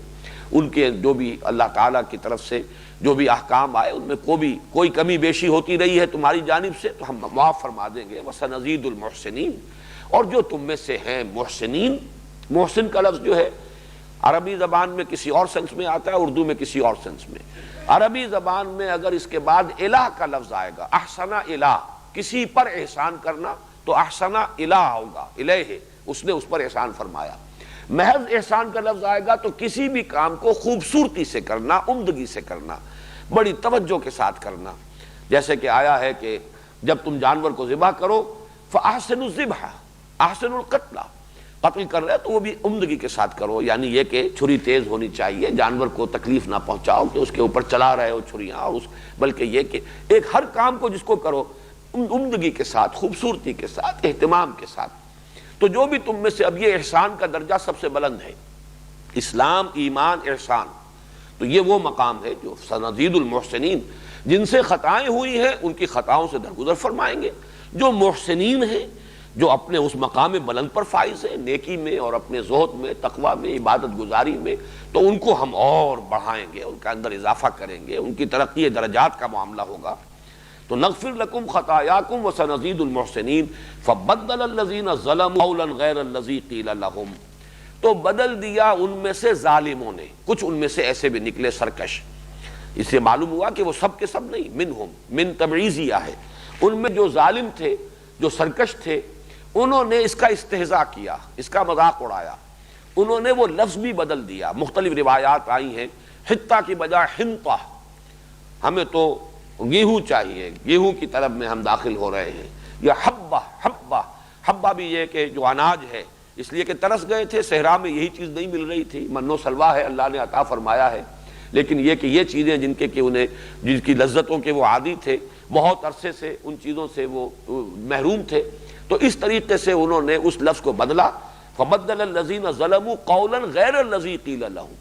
غیر اس کا جو ان سے کہا گیا تھا، بجائے حتہ کا. یہ جو جیسے کہ آپ کو معلوم ہے آگے چل کر آئے گا، لفظوں کو بدل کر معنی بدلنا یہ ان کی ایک خاص عادت تھی. جیسے کہ راعنا کو راعینا کہہ کے مفہوم بدل دیتے تھے. راعنا ان کا ایک مجلسی لفظ تھا کہ ذرا ہمارا لحاظ کیجئے، ایکسکیوز می یا پارڈن می، کہیں آپ کوئی بات کر رہے کسی سے اور آپ نے اس کی بات نہیں سنی، پارڈن می. تو وہ یہ در حقیقت اس قسم کا لفظ ان کے ہاں مجلسی تھا، راعنا. لیکن یہ جب حضور کی محفل میں آتے تو راعینا، اے ہمارے چرواہے. لیکن جب ان سے گرفت کی جاتی تھی کہ یہ کیا کہہ رہے ہو، حضور کی شان میں گستاخی کر رہے ہو. منافقین کا یہ طرز عمل تھا جو یہود کے زیر اثر، انہی کے تربیت دادا لوگ تھے، اور وہ اس قسم کی حرکتیں کرتے تھے راعینا، راعینا کی بجائے. تو آگے چل کر آئے گا کہ اللہ تعالیٰ نے مسلمانوں کو حکم دیا تم اس لفظ ہی کو ترک کر دو، تم انظرنا کہا کرو کہ حضور ذرا ہماری طرف توجہ فرمائیے، ہم بات سمجھ نہیں سکے، ذرا دوبارہ فرما دیجئے. یہ راعینا کا لفظ ہی چھوڑ دو جس کو کہ ذریعہ بنا لیا ان یہودیوں نے، اور ان کے جو گماشتے ہیں منافق تمہاری صفوں کے اندر، انہوں نے اس لفظ کو بگاڑ کر اور نبی کی توہین کا ذریعہ بنا لیا، اس لفظ کو چھوڑ دو. تو جس طرح راعینا سے راعینا بنایا ہے، اسی طریقے سے حتہ کا انہوں نے حبہ یا حنطہ کر کے اپنے اس لفظ کو بدلا ہے. دل ہی دل میں خوش ہو رہے ہیں کہ یہ ہم سے کیا کہا جا رہا ہے، ہم اس کا مذاق اڑا رہے ہیں. لیکن یہ کہ یہ سب کا معاملہ نہیں، نوٹ کر لیجئے. فبدل الذین ظلموا منہم قولا غیر الذی قیل لہم. تو ان میں سے جو ظالم تھے، جو سرکش تھے، جو فاسق و فاجر تھے، انہوں نے اس لفظ کو چھوڑ کر کے جس کا انہیں حکم دیا گیا تھا اس کو ایک اور لفظ سے بدل دیا. فانزلنا علی الذین ظلموا رجزا من السماء بما كانوا یفسقون. تو ہم نے پھر نازل فرمایا ان ظالموں پر، فاسقوں پر، ان سرکشوں پر آسمان سے ایک عذاب، ان کے فسق کی وجہ سے، ان کی سرکشی کی وجہ سے، ان کی ناہنجاری کے باعث ہم نے ان کے اوپر عذاب نازل فرمایا. یہ من السماء سے لازماً مراد یہ نہیں ہے کہ آسمان ہی سے کوئی براہ راست شے نازل ہوئی ہو. اللہ تعالیٰ کے حکم سے جو شے بھی نازل ہوتی ہے اس کے لیے استعارے کے طور پر آسمان سے نازل ہوئی. تورات سے جو معلوم ہوتا ہے وہ یہ ہے کہ ایک وبا ان میں پھوٹ پڑی. اس شہر میں داخل ہونے کے بعد یہ جو سرکش قسم کے لوگ تھے، انہوں نے زنا کاریاں بھی کی وہاں پر. ظاہر بات ہے فاتح کی حیثیت سے داخل ہوئے تھے، انہوں نے وہاں پر بدکاریاں کی، جس کے نتیجے میں طاعون کی ایک بیماری ان میں پھیلی ہے، اور 30,000 افراد ان کے جو ہیں مر گئے ہیں اس طاعون کی وبا میں. تو غالباً اس کی طرف اشارہ ہے کہ اللہ تعالیٰ نے پھر ان کے اوپر یہ اپنا عذاب جو ہے وہ نازل فرمایا. اب اس کے بعد وہ واقعہ آ رہا ہے وَإِذِ اسْتَسْقَىٰ مُوسَىٰ لِقَوْمِهِ فَقُلْ نَضْرِب بِعَصَاكَ الْحَجَرَ. یہ جو بھی محققین ہیں تورات کے اور بائبل کے، ان کا کہنا یہ رفیدیم ایک مقام ہے. یہ کوہ طور سے اور جہاں سے کراس کیا تھا حضرت موسیٰ علیہ السلام اور ان کی قوم نے مصر سے سینائی پیننسولا میں آنے کے لیے، اس کے تقریباً درمیان میں ایک مقام ہے. اور یہ ایک ایسی جگہ ہے کہ جہاں پانی بالکل نایاب ہے، قطعاً نایاب. وہاں جو ہے ان پر پیاس کی شدت جو ہے شدید ہوئی ہے، اور جیسے کہ میں تفصیل بیان کر چکا ہوں، پوری کی پوری قوم جو ہے حضرت موسیٰ علیہ السلام کے خلاف اٹھ کھڑی ہوئی، شکایت کا اور شکوے کا ایک انداز لے کر. یہاں تک کہ اور یہ ویسے بات سمجھ میں بھی آتی ہے کہ جب پیاس جان پر بن جائے کسی کے تو واقعہ یہ ہے کہ حواس کا قائم رکھنا کوئی آسان کام نہیں ہے. اور یہ تو قوم بھی ہے جو بنیادی طور پر سرکش قوم. تو اس نے پھر جو روش اختیار کی، تو الفاظ یہ آئے ہیں تورات میں کہ موسیٰ اور ہارون دونوں جا کر اوندھے منہ گر گئے. وہ جو ان کا عبادت گاہ کا خیمہ تھا اس کے دروازے پر انہوں نے گڑ گڑا کر دعائیں کی. اور یہ چیز بھی سمجھ میں آتی ہے جیسے حضور صلی اللہ علیہ وسلم نے جو غزوہ بدر سے قبل کی رات ہے اس میں جس طریقے سے گڑ گڑا کر دعائیں کی ہیں اللہ سے، اور طویل سجدہ کیا ہے کہ پروردگار میری 15 برس کی کمائی جو ہے، 15 برس کی محنت کا حاصل ہے جو میدان میں نے لا کر ڈال دیا ہے. اے اللہ اگر تو نے ہمیں فتح نہ دی اور اگر مدد نہ فرمائی تو پھر قیامت تک تیرا نام لینے والا کوئی نہیں ہوگا. یہ الفاظ بھی آپ کی زبان مبارک سے نکلے ہیں، اس لیے کہ آخری نبی میں ہوں، آخری رسول میں ہوں، اور میری 15 برس کی کمائی یہ ہے. تو اسی طرح کی دعا جو ہے حضرت موسیٰ علیہ السلام نے حضرت ہارون دونوں نے کی ہے. تو اللہ نے حکم دیا کہ اپنا عصا لے کر چلو اور قوم کے بڑے سرداروں کو بھی ساتھ لو، اور فلاں چٹان جو معین ہے اس پر جا کر ضرب لگاؤ. 2 مرتبہ حضرت موسیٰ علیہ السلام نے ضرب لگائی اور اس میں سے 12 چشمے پھوٹ بہے. اس میں مولانا مودودی نے بھی بہت ہی اختصار سے حوالہ دیا ہے کہ بہت سے جو سیاح ہیں جنہوں نے تحقیق کی ہے، خاص طور پر یہ تورات میں جن واقعات کا تذکرہ ہے ان کی، تو اس کا حوالہ بڑا اختصار سے دیا ہے، لیکن مولانا عبد الماجد دریابادی نے بڑے تفصیل سے کئی سیاحوں کی جو ہے وہ کوٹیشنز دی ہیں اپنی تفسیر میں کہ وہ چٹان اب بھی موجود ہے اور اس کے اندر وہ سوراخ ہیں۔ اگرچہ ایک زمانے تک تورات کے لوگ، عیسائی لوگ، یہودی لوگ مذاق اڑاتے رہے قرآن کا کہ یہ 12 کا عدد کہاں سے لے آیا قرآن، 12 چشمے کہاں سے، اس لیے کہ تورات میں کہیں 12 چشموں کا تذکرہ نہیں ہے۔ یہ ضرور ہے کہ چشمے پھوٹ بہے، لیکن 12 کا عدد نہیں ہے، یہ محمد نے کہاں سے بیان کر دیا۔ لیکن یہ کہ ثابت کیا ہے کہ پھر بعد میں جو سیاح گئے ہیں تو وہاں پر وہ سوراخ جو ہیں ان کی تعداد اتنی ہی بنتی ہے، ایک ہی چٹان سے مختلف اس کے گوشوں میں سے، سائڈز میں سے، اطراف میں سے سوراخ بنے اور ان میں سے پانی جو ہے وہ پھوٹ بہا، اور اس طریقے سے 12 چشمے۔ اور اس کا ایک بہت ہی معنوی تعلق ہے اس سے کہ 12 قبیلے تھے، ہر قبیلے نے اپنا ایک گھاٹ معین کر لیا، یہ چشمہ ہمارا ہے، یہ چشمہ ہمارا ہے، یہاں سے جو پانی نکل رہا ہے وہ ہمارا ہے۔ اس سے یہ ہے کہ وہ غائلی جو ہے ان کے اندر جو بدامنی ہو سکتی تھی اگر ایک ہی چشمہ ہوتا، جیسے کہ حالی نے کہا ہے کہ کہیں پانی پینے پلانے پہ جھگڑا، کہیں گھوڑا آگے بڑھانے پہ جھگڑا، تو ان جھگڑوں کا بھی اللہ نے سدباب کر دیا، اور 12 چشمے جو ہیں حضرت موسیٰ علیہ السلام کے عصا کے ضرب سے اس چٹان سے اللہ تعالیٰ نے بہا دیے۔ وَإِذِ اسْتَسْقَىٰ مُوسَىٰ لِقَوْمِهِ، استسقا پانی طلب کرنا، سقا یسقی پلانا، اسی سے لفظ سقا بنا ہے پلانے والا، تو اسی سے لفظ ساقی بنا ہے۔ اب تو سقا جو ہے وہ ہمارے ہاں وہ پیشہ ہی ختم ہو گیا جب سے یہ کہ پانی کا یہ نظام ہے اور واٹر سپلائی کا نظام، ٹیپ سے پانی آ رہا ہے، لیکن یہ کہ یہ سقا اور بنا، اور خاص طور پر مکہ مکرمہ میں جب پہلی مرتبہ سن 62 میں حج کے لیے حاضری ہوئی ہے تو باقاعدہ بورڈ لگے ہوتے تھے فلاں شخص سقا۔ یہ سقا ان کا ایک بڑا، ایک یوں سمجھیے کہ اعزاز کا لفظ، جو زمزم کا پانی پلانے پر جن لوگوں کی خدمت تھی اور جو مامور تھے اس پر، وہ سقا کہتے تھے وہاں پر زمزم کا پانی پلانے والے حاجیوں کو۔ تو اسی سے سقا یسقی پلانا، اور استسقا یستسقی باب استفعال پانی طلب کرنا، مانگنا۔ وَإِذِ اسْتَسْقَىٰ مُوسَىٰ لِقَوْمِهِ، اور یاد کرو جب کہ پانی طلب کیا موسیٰ نے اپنی قوم کے لیے، فَقُلْ نَضْرِبْ بِعَصَاكَ الْحَجَرَ، تو ہم نے فرمایا کہ ضرب لگاؤ اپنے عصا سے حجر پر، چٹان پر۔ اور الحجر کہا ہے، یہ الف لام یہاں کہا ہے، کوئی معین چٹان جو بتا دی گئی جس کی تفسیر بیان کرنے کی یہاں ضرورت نہیں۔ ہمارے ہاں بعض لوگوں نے جو ہے اس کی بھی تعویلیں کرنے کی کوشش کی ہے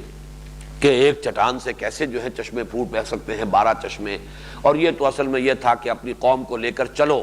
عصا جو ہے وہ قوم کے معنی میں آیا ہے، اور یہ ساری جو ہے منکرین حدیث نے یہ تعویلیں کی ہیں، لیکن واقعہ یہ ہے کہ ان کی یہ تعویلیں جو ہیں خود ان کے منہ پر آ رہی ہیں،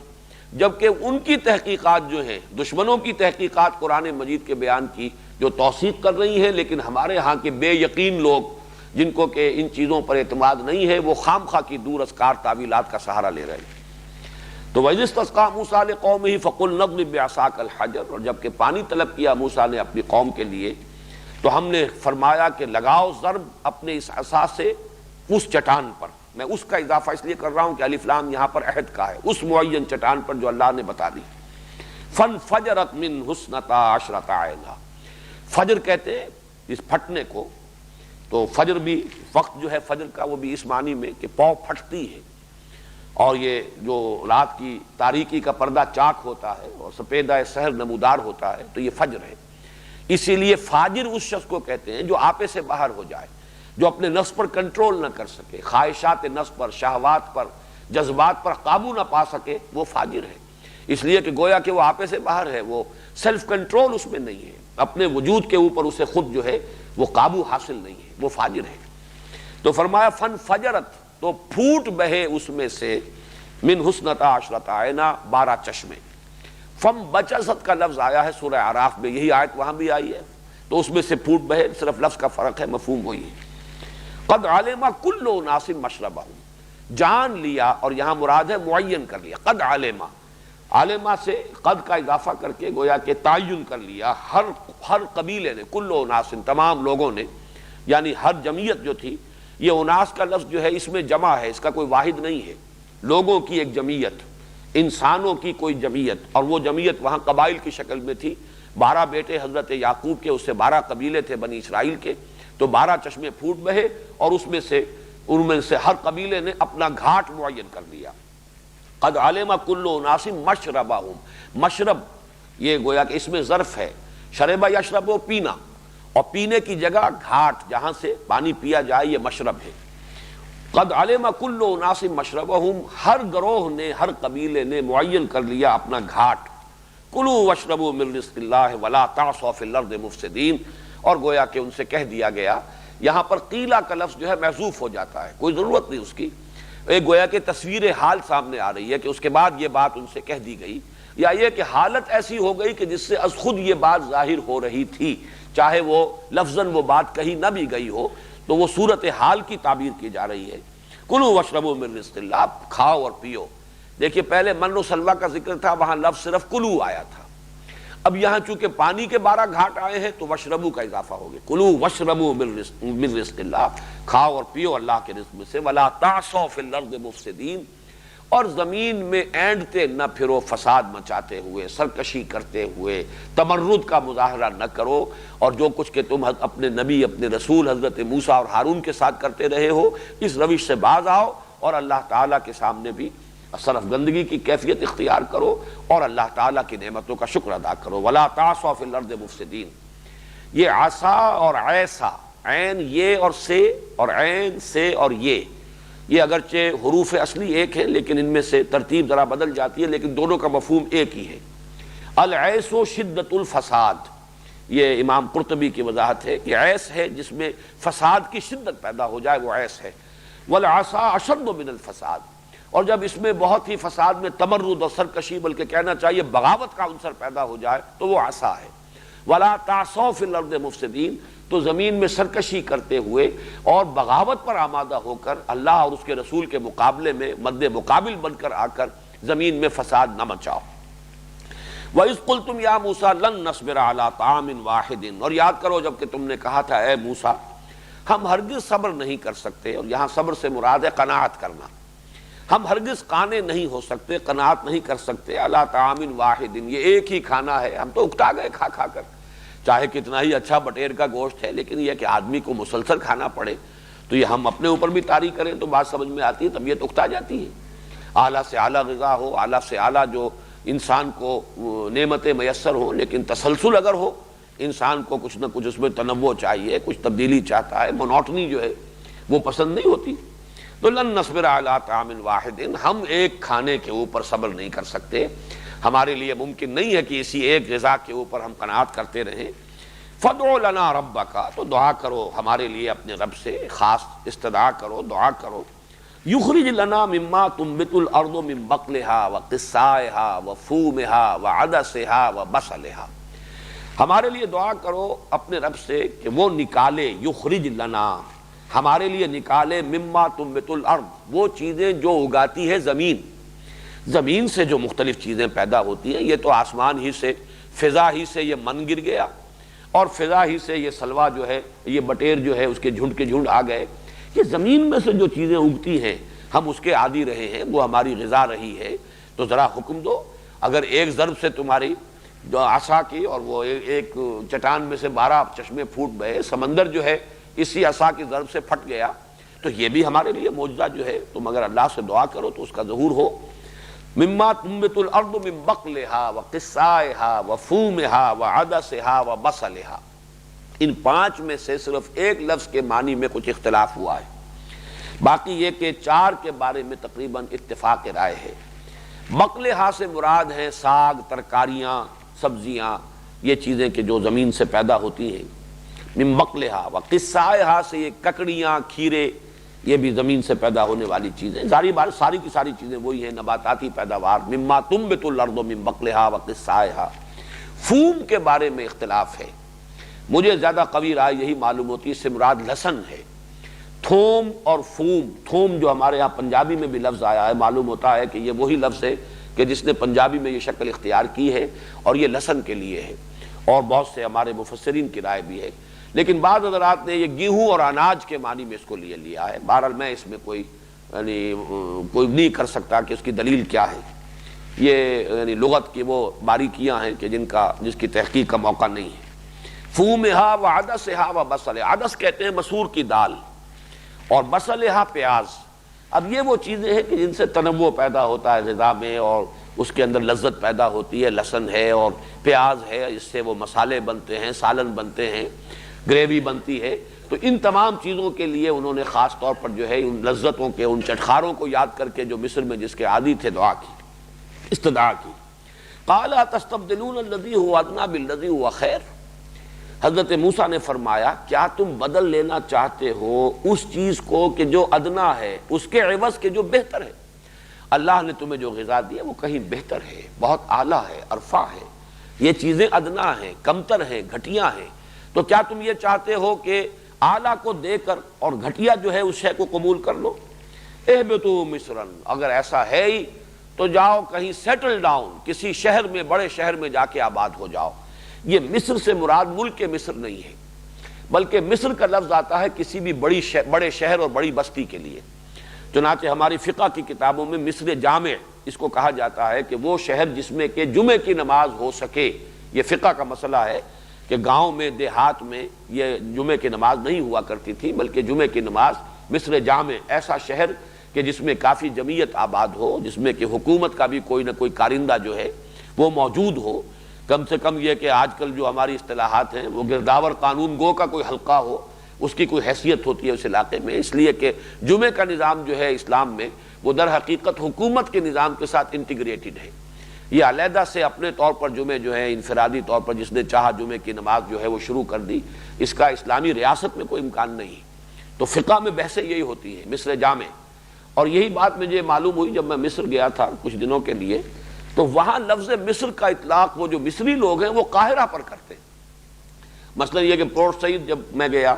یا اسی طریقے سے دوسرے شہروں میں جانا ہوا، کسی پوچھا کہاں جا، مصر جا رہا ہوں، اور میں حیران ہوتا تھا مصر جا رہے ہیں، مصر میں تو ہو تم، یہ پورا ملک جو ہے اس کا نام مصر ہے، لیکن وہ مصر قاہرہ کو کہتے ہیں، مصر، بلکہ وہ مصر نہیں کہتے، مصر کہتے ہیں۔ تو مصر میں جا رہا ہوں میں، یعنی یہ کہ وہ قاہرہ کا سفر کر رہا ہوں۔ تو مراد یہ ہے کہ اگر تمہیں یہی چیزیں چاہیے تو اب تمہیں کہیں سیٹل ہونا پڑے گا، تاکہ کاشت کرو، اگاؤ اب زمین سے۔ اہبطوا مصرا، اور یہاں وہ لفظ آ گیا جس کے بارے میں نے وہ چوتھے رکوع میں جب لفظ آیا تھا حضرت آدم علیہ السلام سے جب کہا گیا اہبطوا منہا،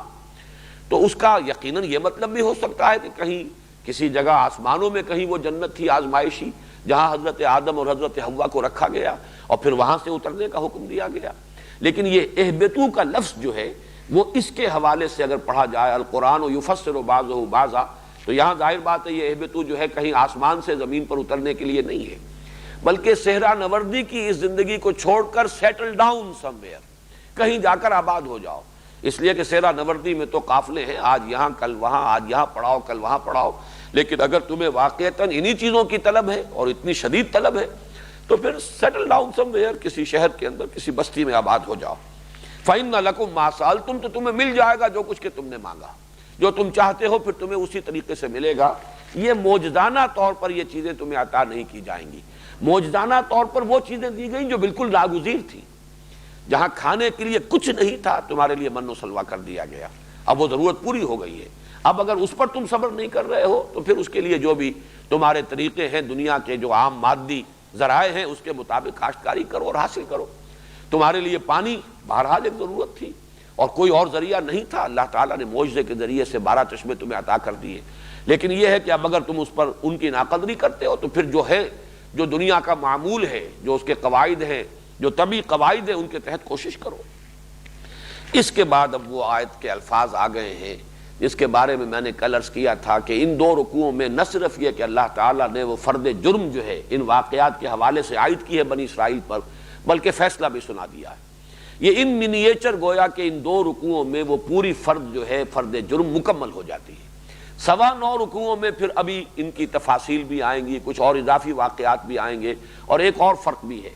کہ ان دو رکوعوں میں زیادہ تر واقعات کا بیان ہے۔ اعتقادی گمراہیاں، ان کے فکر و نظر میں جو کجی پیدا ہوئی وہ آگے چلے گی بات، اور وہ 8ویں رکوع سے اس کا سلسلہ شروع ہوگا، اگرچہ کچھ واقعات بھی آئیں گے لیکن زیادہ اب آئیں گے اعتقادی جو ان کے اندر جو گمراہیاں پیدا ہوئیں، انہوں نے فکری اور نظری طور پر جو ٹھوکریں کھائی ہیں، ان کا ذکر آگے آئے گا زیادہ۔ اس اعتبار سے وہ ہمارے لیے زیادہ اہم حصہ ہوگا، اس لیے کہ وہی چیزیں جو ہمارے ہاں بھی پیدا ہوئی ہیں۔ باقی تاریخی اعتبار سے اس طرح کے معجزات سے ہماری تاریخ جو ہے وہ تقریباً خالی ہے۔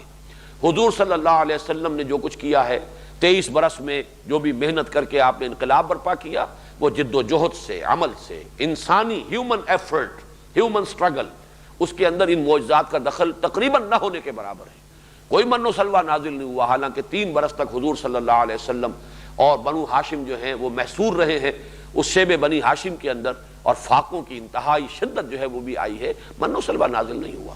اس لیے کہ حضور صلی اللہ علیہ وسلم پر جو تکمیل ہوئی ہے نبوت و رسالت کی، اس کا ایک مظہر یہ بھی ہے کہ انسانیت کا مقام جو ظاہر ہوا ہے وہ حضور صلی اللہ علیہ وسلم کی سیرت مطہرہ کے ذریعے، کہ انسان میں اللہ نے کیا کچھ رکھا ہوا ہے، انسانی جد و جہد، ہیومن سٹرگل سے کیا کچھ اچیو کیا جا سکتا ہے۔ وہ جو اقبال نے کہا ہے کہ فکر انسان پر تیری ہستی سے یہ روشن ہوا ہے، پرے مرغ تخیل کی رسائی تاک ہو جا، تو واقعہ یہ ہے کہ حضور صلی اللہ علیہ وسلم پر اس شعر کا انطباق ہوگا اس اعتبار سے کہ حضور کی 23 سالہ جو جد و جہد ہے اس کے ذریعے یہ ثابت ہوا ہے کہ ہیومن ایفرٹ، ہیومن سٹرگل، انسانی جد و جہد سے کیا کچھ اچیو کیا جا سکتا ہے، اس میں معجزات کا دخل نہ ہونے کے برابر۔ معجزات طلب کیے گئے اور کورا کورا جواب دیا گیا، قرآن مجید میں ایسے معجزے نہیں دکھائے جائیں گے، بس یہ معجزہ قرآن ہے، جس کو ماننا ہو اس کے ذریعے سے مانے، جو نہیں ماننا چاہتا ہے وہ دفع ہو۔ اللہ تعالیٰ کو کسی کی احتیاج نہیں ہے، اللہ تعالیٰ نے حق کو واضح کیا بیان کر دیا اس قرآن کے اندر۔ بہرحال وہ آیت جو ہے آ رہی ہے، آیت کا وہ ٹکڑا، بلکہ پوری آیت نہیں، وَضُرِبَتْ عَلَيْهِمُ الذِّلَّةُ وَالْمَسْكَنَةُ وَبَاءُوا بِغَضَبٍ مِّنَ اللَّهِ۔ ضُرِبَتْ عَلَيْهِمْ، ان پر دے ماری گئی۔ یہ دے مارا جانا جو ہے، ضربہ علی، کسی شے کا کسی پر تھوپ دیا جانا۔ جیسے کبھی بچپن میں ہم نے تو دیکھا تھا، عورتیں جب اپلے بناتی تھیں تو اپلوں کو تھوپتی تھی، وہ زور سے مارنا دیوار پر تاکہ وہ چمٹ جائیں اس کے ساتھ۔ اسی طریقے سے گیلی مٹی ہے، اس کو بھی اگر لیپنے پوتنے کے لیے استعمال کرنا ہے تو پہلے اس کو زور کے ساتھ دیوار پر مارا جاتا ہے تاکہ وہ اس کے ساتھ اس کی ایک جو ہے اس کا تعلق قائم ہو جائے، پھر جو ہے اس کو پھیلایا جاتا ہے۔ تو اسی اعتبار سے لفظ لایا گیا ضربت علیہم الذلہ، ان پر ذلت مسلط کر دی گئی، دے ماری گئی ان پر ذلت، والمسکنہ، اور مسکنت، مسکنت کا لفظ جو ہے وہ آتا ہے کم ہمتی کے لیے۔ مسکین کہتے ہیں اس شخص کو، جیسے کہ آپ کہتے ہیں نیورستھینیا کا مریض ہے کوئی شخص، دیکھنے میں بڑا ہٹا کٹا ہے، جوان ہے، لہیم شہیم ہے، لیکن اعصابی کمزوری ہے کہ جنبش نہیں کر پا رہا، ہمت نہیں ہے، حرکت نہیں کر سکتا، اعصابی کمزوری۔ اسی طرح مسکنت کا مفہوم ہے کہ کم ہمتی انسان میں پیدا ہو جائے۔ وَبَاءُوا بِغَضَبٍ مِّنَ اللَّهِ، باؤ آتا ہے لوٹنے کے لیے، جیسے باؤ آبا یعوبو ہے، اسی طریقے سے حروف اصلی وہی ہے، ترتیب بدلی ہوئی ہے، لوٹنا پلٹنا، وہ اللہ کا غضب لے کر لوٹے، یعنی مستحق ہوئے اللہ کے غضب کے۔ یہ اب مغضوب علیہم قوم ہے، اللہ تعالیٰ نے اس قوم کو مغضوب علیہم قرار دیا ہے۔ ذالک بانہم کانوا یکفرون بآیات اللہ، یہ اس لیے کہ یہ لوگ اللہ کی آیات کا انکار کرتے رہے، اللہ تعالیٰ کی آیات کی ناقدری کرتے رہے، انکار کرتے رہے۔ وَيَقْتُلُونَ النَّبِيِّينَ بِغَيْرِ الْحَقِّ، اور ان انبیاء کو قتل کرتے رہے ناحق۔ ایک تو یہ کہ قتل نبی بہت بڑا جرم، پھر یہ کہ اس کے لیے جو ان کے مقدمات جس طور سے انہوں نے قائم کیے، اس میں جو بھی یعنی ایک کامن سینس کے جو تقاضے ہیں وہ بھی پورے نہیں کیے، بلکہ گویا کہ بڑی دھاندلی کے ساتھ انہوں نے نبیوں کو قتل کیا ہے، جن میں سے خود تورات میں حضرت یسعیاہ نبی، حضرت یرمیاہ نبی، حضرت زکریہ نبی اور حضرت یحییٰ، ان کے قتل کا ذکر موجود ہے۔ قرآن مجید میں صرف حضرت یحییٰ کا ذکر موجود ہے کہ انہیں قتل کیا گیا۔ حضرت عیسیٰ علیہ السلام کو، چونکہ وہ رسول تھے، یہ سارے نبی ہیں، لیکن حضرت عیسیٰ رسولاً الی بنی اسرائیل، تو انہوں نے تو قتل کرنا جو ہے اس کا اپنی حد تک پورا جو ہے انہوں نے کر لیا، لیکن یہ کہ اللہ تعالیٰ نے انہیں بچایا اور انہیں زندہ آسمان پر اٹھایا، یہ اللہ تعالیٰ کا معاملہ ہے۔ لیکن ان کے جو جرائم کی فہرست میں گویا کہ یہ قتل انبیاء میں پھر سب سے اونچا جو اور سب سے گھناؤنا معاملہ آئے گا وہ حضرت یحییٰ اور حضرت عیسیٰ کا علیہ السلام۔ یقتلون النبیین بغیر الحق، چنانچہ یہ بھی مولانا عبد الماجد دریابادی کی تفسیر میں دیکھ رہا تھا کہ کچھ محققین، 2 وکلاء، ایک پیرس کے اور ایک کوئی لندن کے، ایک انگریز اور ایک فرانسیسی، انہوں نے بڑی محنت کی ہے، انہوں نے وہ سارے جو مقدمہ قائم کیا گیا تھا حضرت مسیح علیہ السلام پر یہودیوں نے، اور رومنز کی وہ عدالت تھی، اس لیے کہ رومی تھے اصل میں حکمران وہاں، یہودیوں کو اس وقت جو ہے وہ ایک اٹانومی حاصل تھی، لیکن یہ کہ اصل حکومت جو ہے وہ رومیوں کی تھی۔ پائلاٹس پونٹس جو ہے وہ گورنر تھا اس وقت، جس کے ذریعے سے پھر انہوں نے حضرت عیسیٰ علیہ السلام کے لیے سولی پر چڑھائے جانے کی سزا جو ہے حاصل کی ہے۔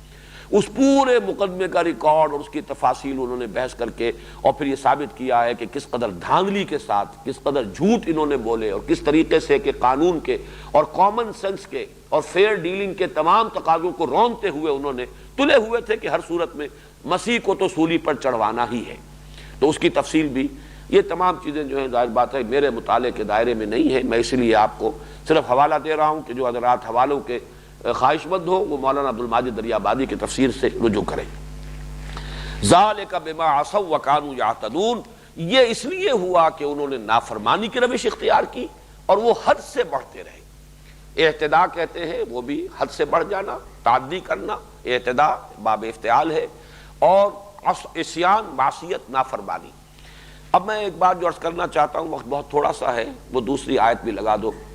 جو سورہ آل عمران کی ہے.